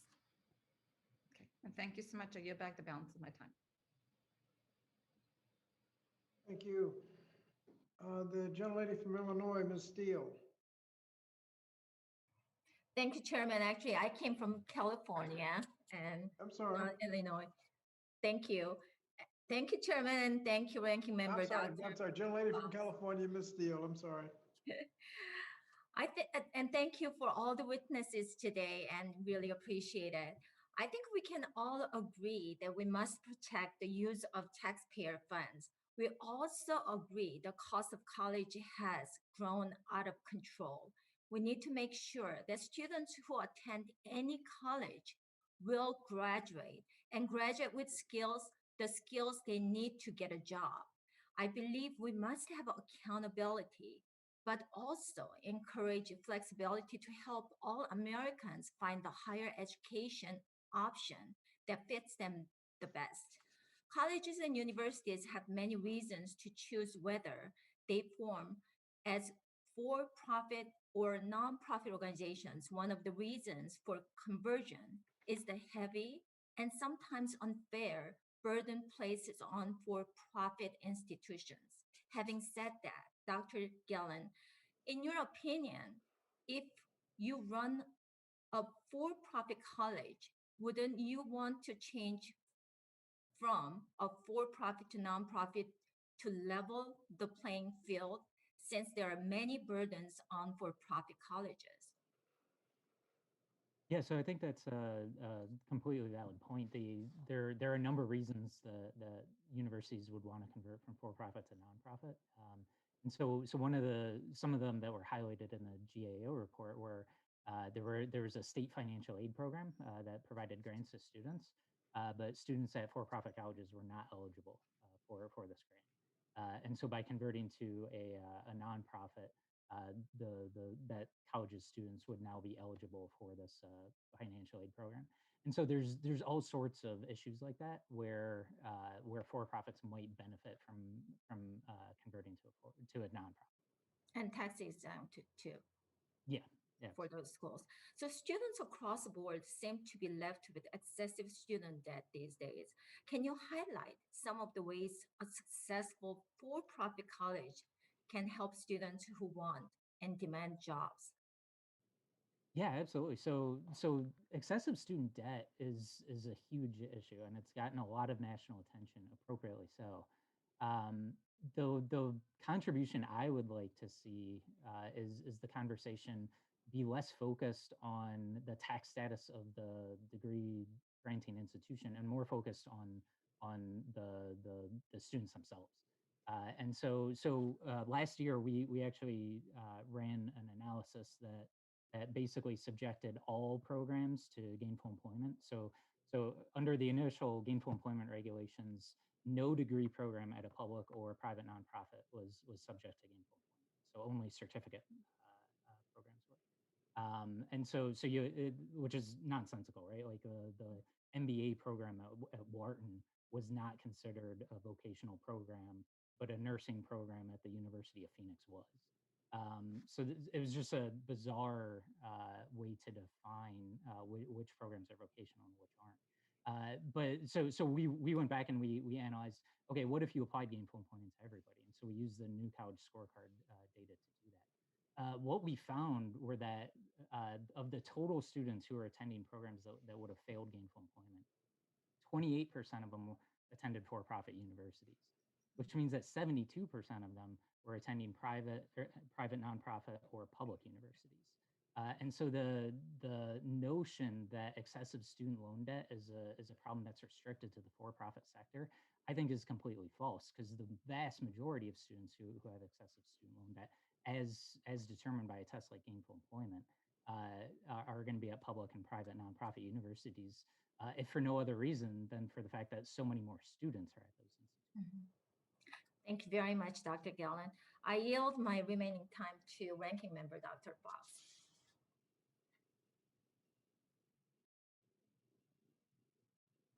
I thank you, Ms. Steele. Mr. Gillen, we've talked a great deal again about what we want to see and the bias that exists against for-profits. As we've talked about this, you've talked about program accountability, and I'd like you to mention that a little bit more, because I am very concerned about the possibility of our going to individual students. And if you wouldn't mind, mention how much information we can get from program accountability.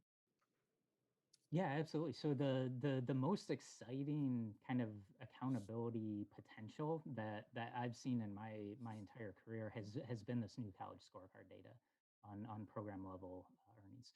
So they define a program as a university, a degree level, meaning associates, bachelor's, master's, and a field of study, so an academic field. And so this is completely revolutionary to what we can do with accountability in higher education. Because up until now, we've only really applied accountability at the level of the entire university. And so we've looked at things like the cohort default rate, which are calculated at the entire university level. With this program level accountability, we can really analyze specific programs. And you mentioned earlier in a comment there was a program at Harvard. It was a certificate program, so it was actually subject to gainful employment that actually failed. Nobody knew. Nobody knew that this program was leaving its students with excessive student loan debt because nobody had bothered to look at the program level outcomes. And so there's going to be a million examples like that, where now that we have this program level data, we can do a much better job of saying, okay, you know the institution is doing great, but these 4 programs at this institution aren't. Or, you know, this university is really struggling, but these handful of programs are having really good outcomes for their students. And so this program level approach, I think, is I think, Mr. Gillen, my time is up, and I need to stop you. Thank you. Thank you. The next is the gentlelady from Connecticut, Ms. Hayes. Thank you, Mr. Chair, for holding this hearing today. When predatory for-profit schools don't follow the rules, the victims are often our most vulnerable students: first-generation students, students of color, low-income students, working parents. When for-profits shutter their doors, students are left with tremendous debt and no credentials. Last Congress, I introduced a bill that would restore Pell Grant eligibility to students deceived by Corinthian College and ITT Technical Institute. I'm so proud that that legislation was signed into law in December, but we still have a long way to go. Ms. Kao, my questions are for you, and I would ask you I want to follow the rules to be mindful of the time on the clock.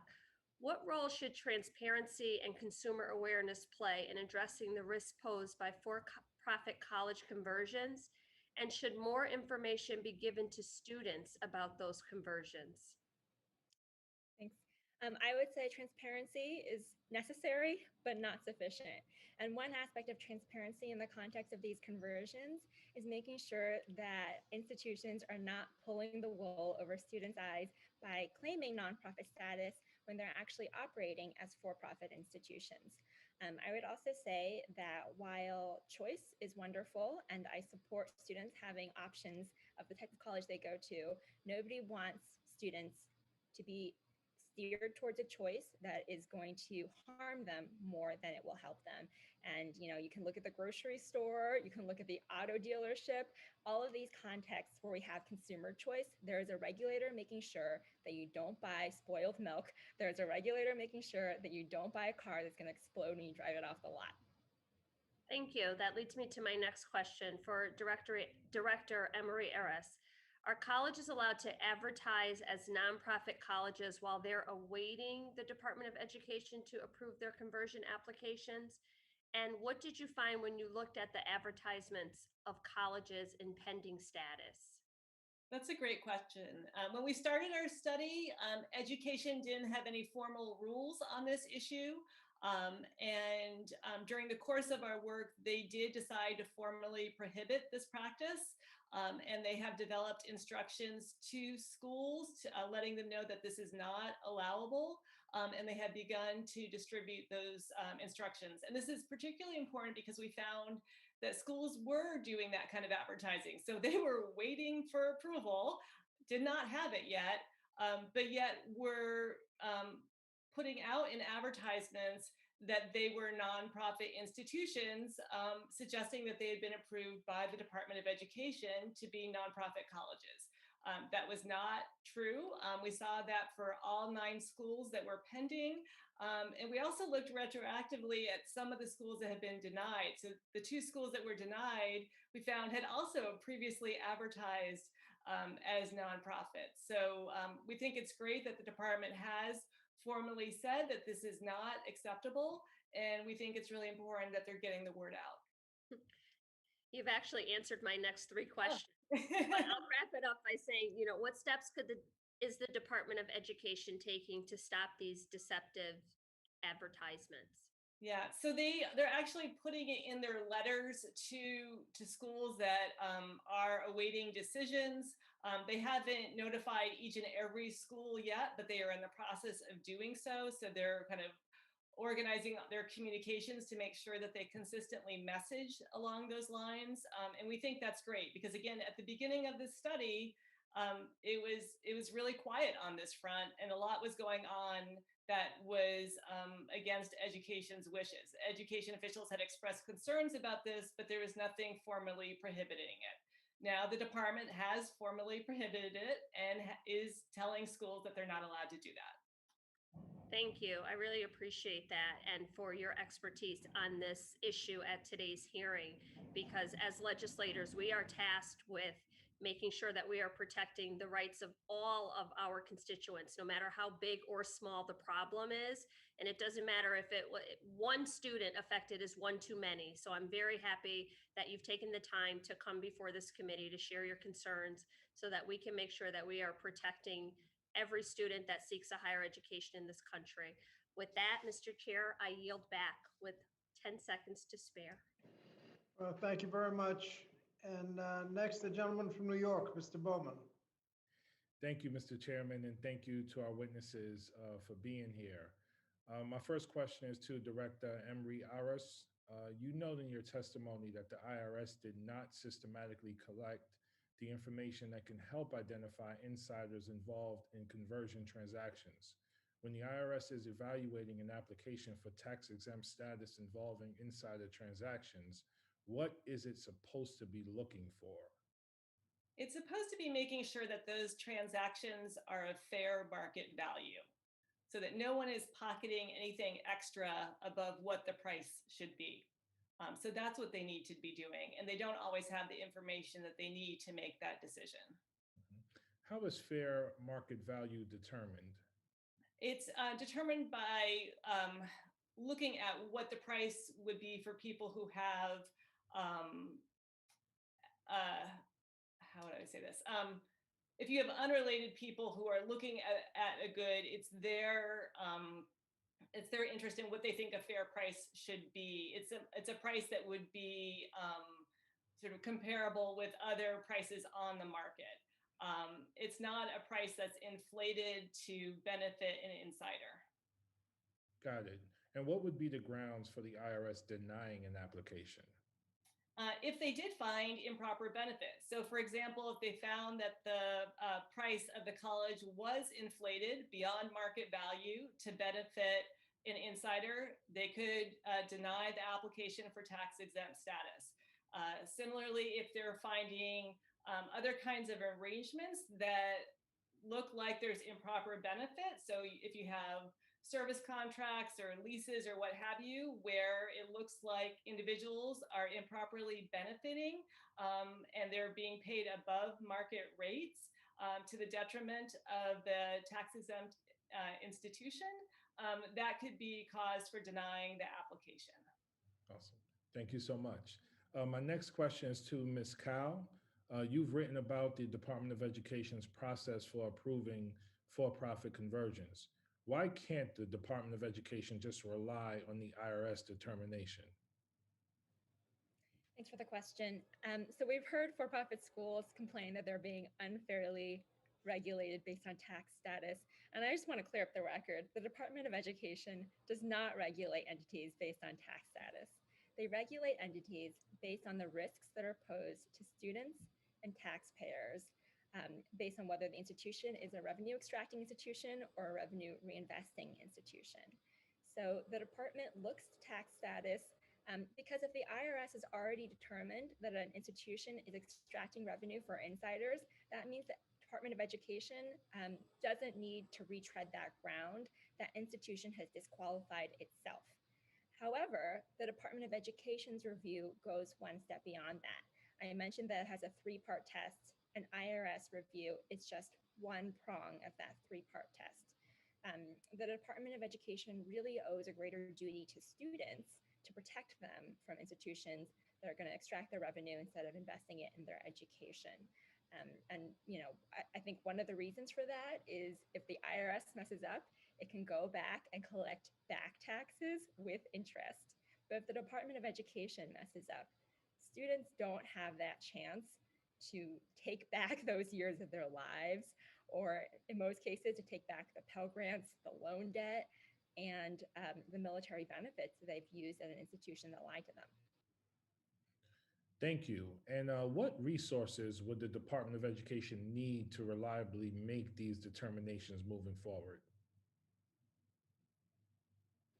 I think that the resources are part of the problem, and the GAO report identified some of the ways in which the Department of Education is starting to organize its resources to better address the issue of these conversions.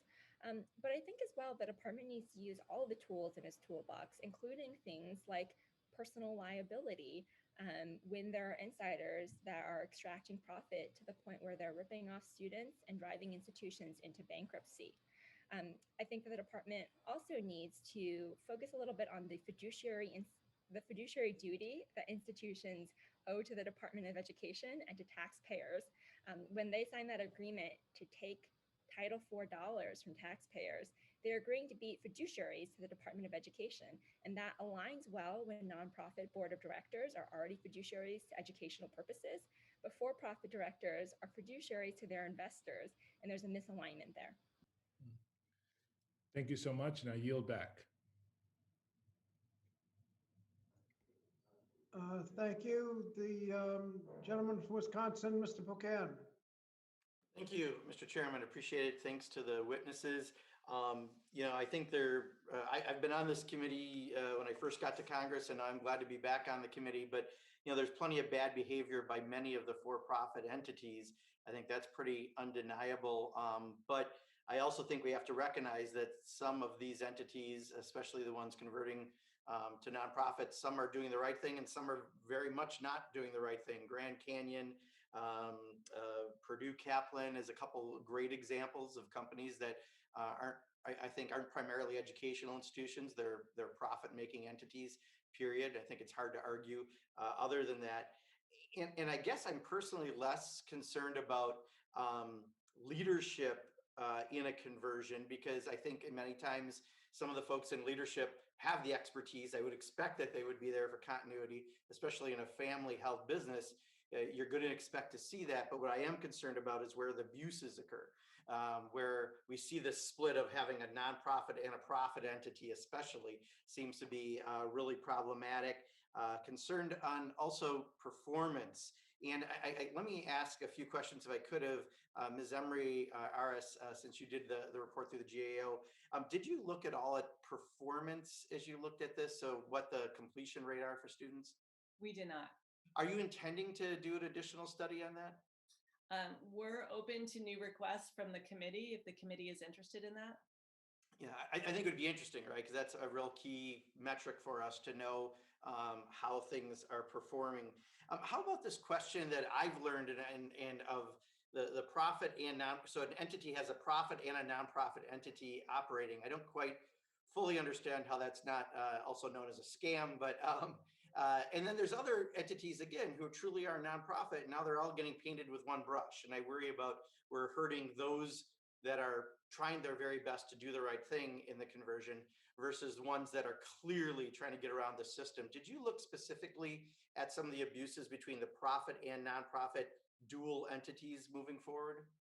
We looked at some of the financial statements and found issues that raised red flags for us.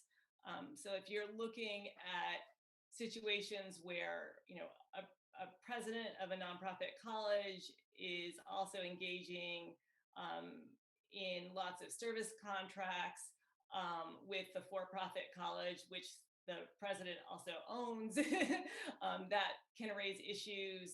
Leasing arrangements, other situations like that can raise red flags about whether or not those are really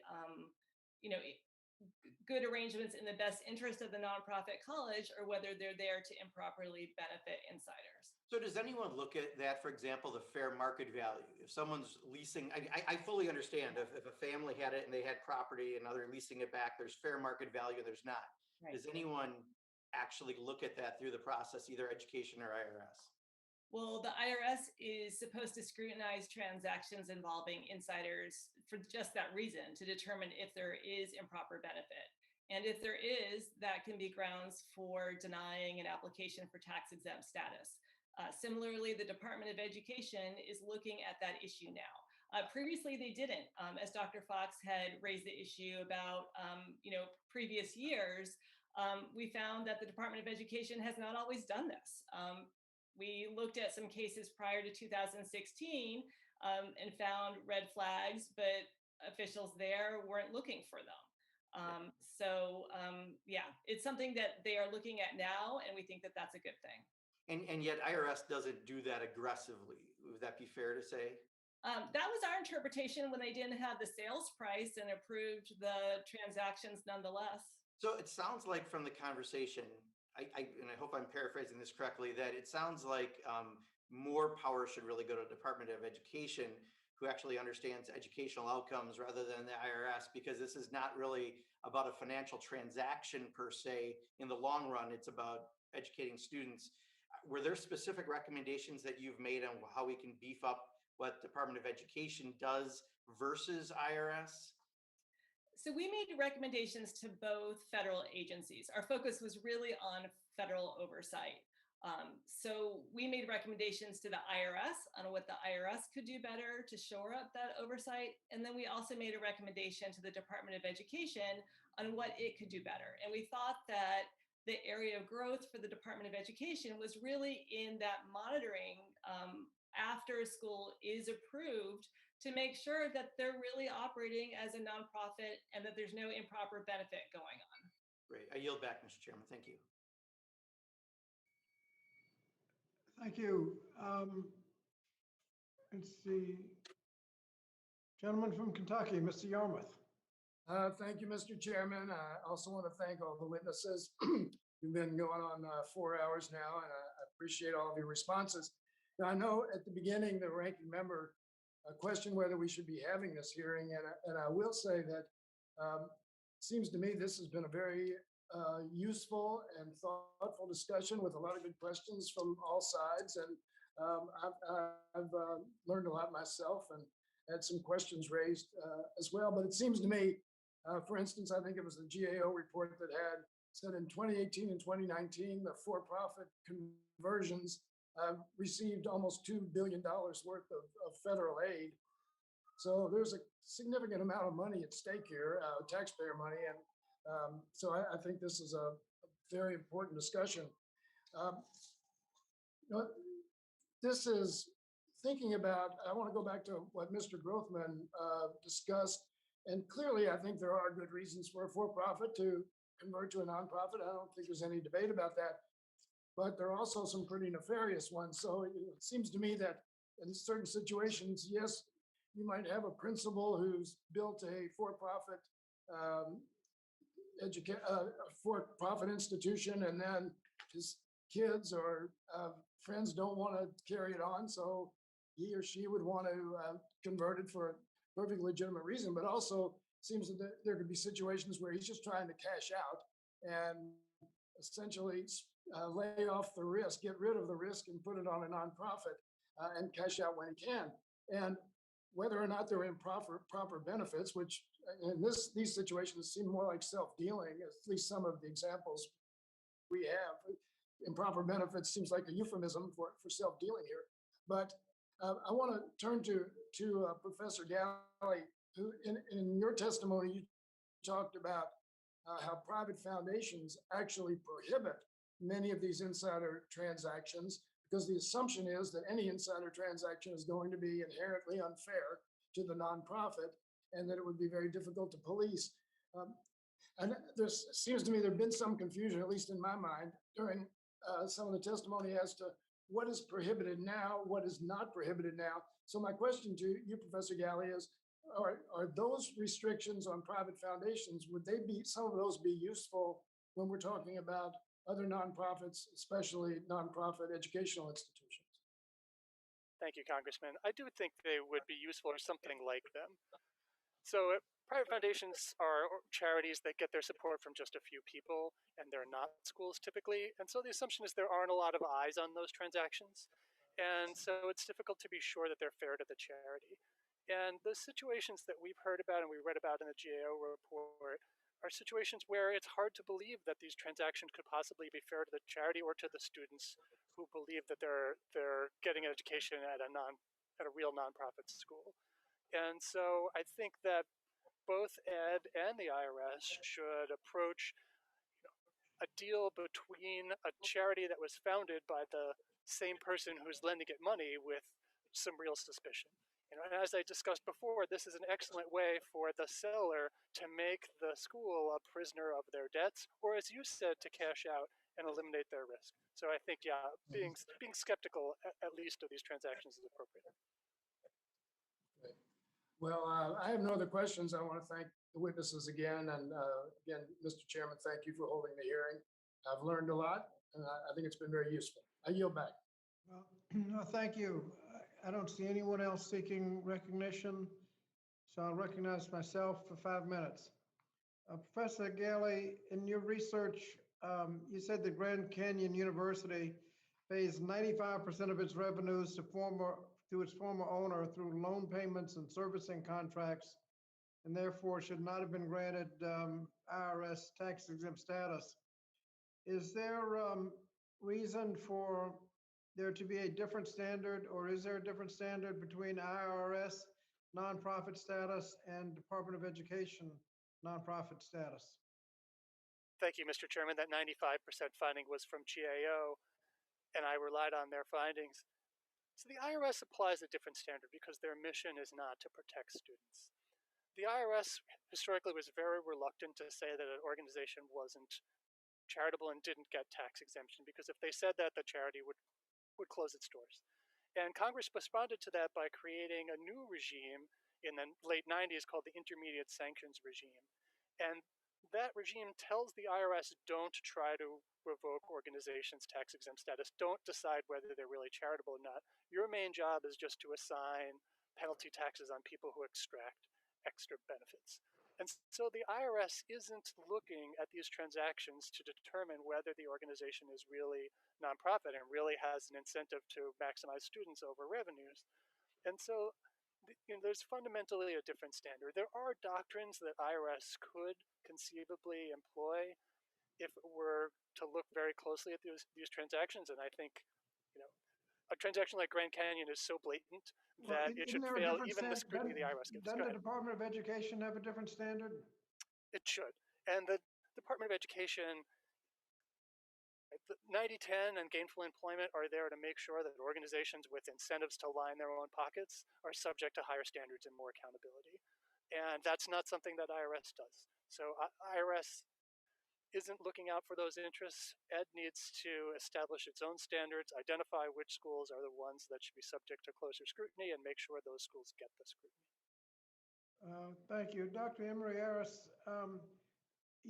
we've talked about inflated purchase prices. What are some of the other ways you can benefit from an ongoing transaction, insiders can benefit from the actual transaction, and how could they benefit in getting money after the transaction?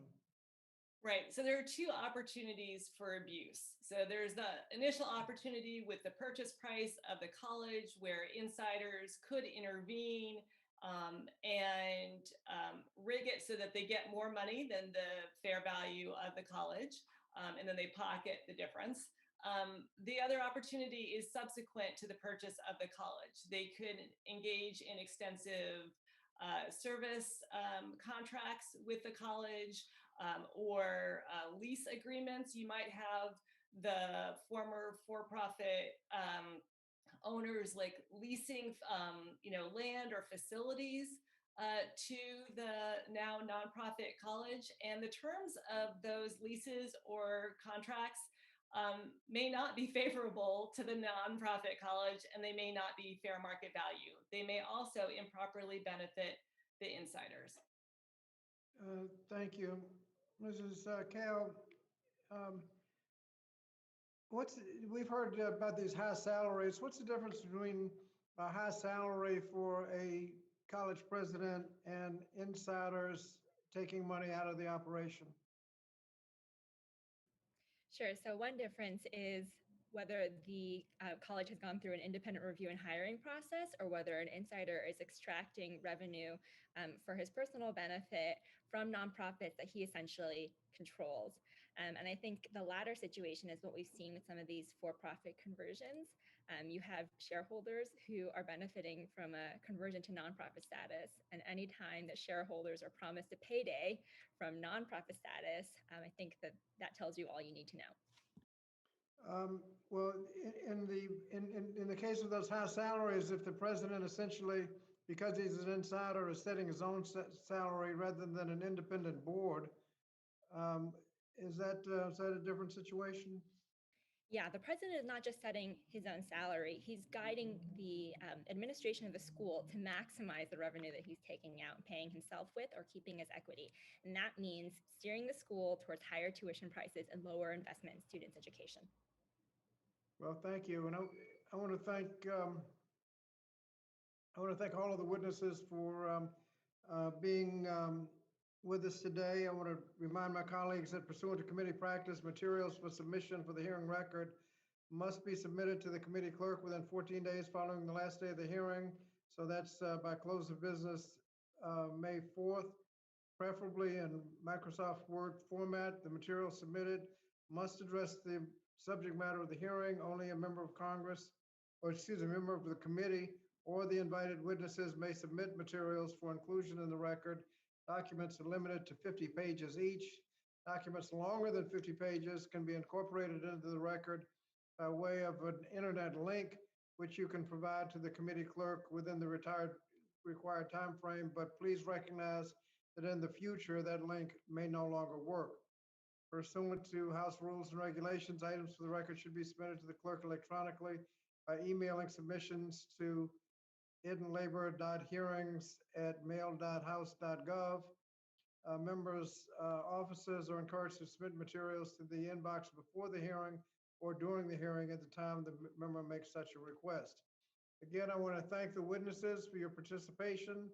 The members of the committee may have some additional questions for you, and we ask you to respond to those in writing. The hearing record will be held open for 14 days in order to receive the responses. I remind my colleagues that pursuant to committee practice, witness questions for the hearing must be submitted to the majority committee or committee staff within 7 days, and questions must be related to the subject matter of the hearing. I now recognize the distinguished ranking member for any closing statement that she might want to make. Dr. Fox. Thank you, Mr. Chairman. Mr. Chair, I want to thank the witnesses for their testimony. We covered a lot of ground today, and there's several themes worth noting. Republicans oppose all fraud and abuse, no matter the tax status of the perpetrator. Republicans care about all students, no matter what institution they attend. Republicans support reforming the HEA to make sure all students attending institutions of post-secondary education give them a chance to succeed in the workforce. In contrast, Democrats want to talk about a college's legal and financial structure, not about students. Democrats are obsessed with a perfectly legal financial arrangement that 0.1% of for-profit colleges pursued per year in the past 10 years. Democrats want to shut down small businesses in the middle of a pandemic that serve students. Democrats are uncomfortable with the notion that not all public and nonprofit colleges act in their students' or their community's best interest. And here, Mr. Chairman, I'd like to insert a Time article related to this issue. There are real issues American students and families are grappling with. Outstanding student loan debt has never been higher because college tuition rates are skyrocketing. Students are struggling to find a good job after graduation because their college is not preparing them for career success. On-time college completion rates are abysmal. Colleges are trampling on students' First Amendment rights. China is stealing intellectual property and infiltrating college campuses. Families don't care about who runs the college. They do care about their ability to succeed. We could have had a hearing today on what actually matters to our constituents, and I'm disappointed on their behalf that my Democrat colleagues don't seem to care about them. I call upon my colleagues to pursue a bipartisan path forward to reforming the Higher Education Act. I yield back. Thank you. I want to thank our witnesses again for being with us today. Both your testimony and our discussion have shed light on the urgent need to prevent for-profit institutions from converting to nonprofit institutions at the expense of students and taxpayers. As it's been pointed out, all are not guilty of fraud, but many are.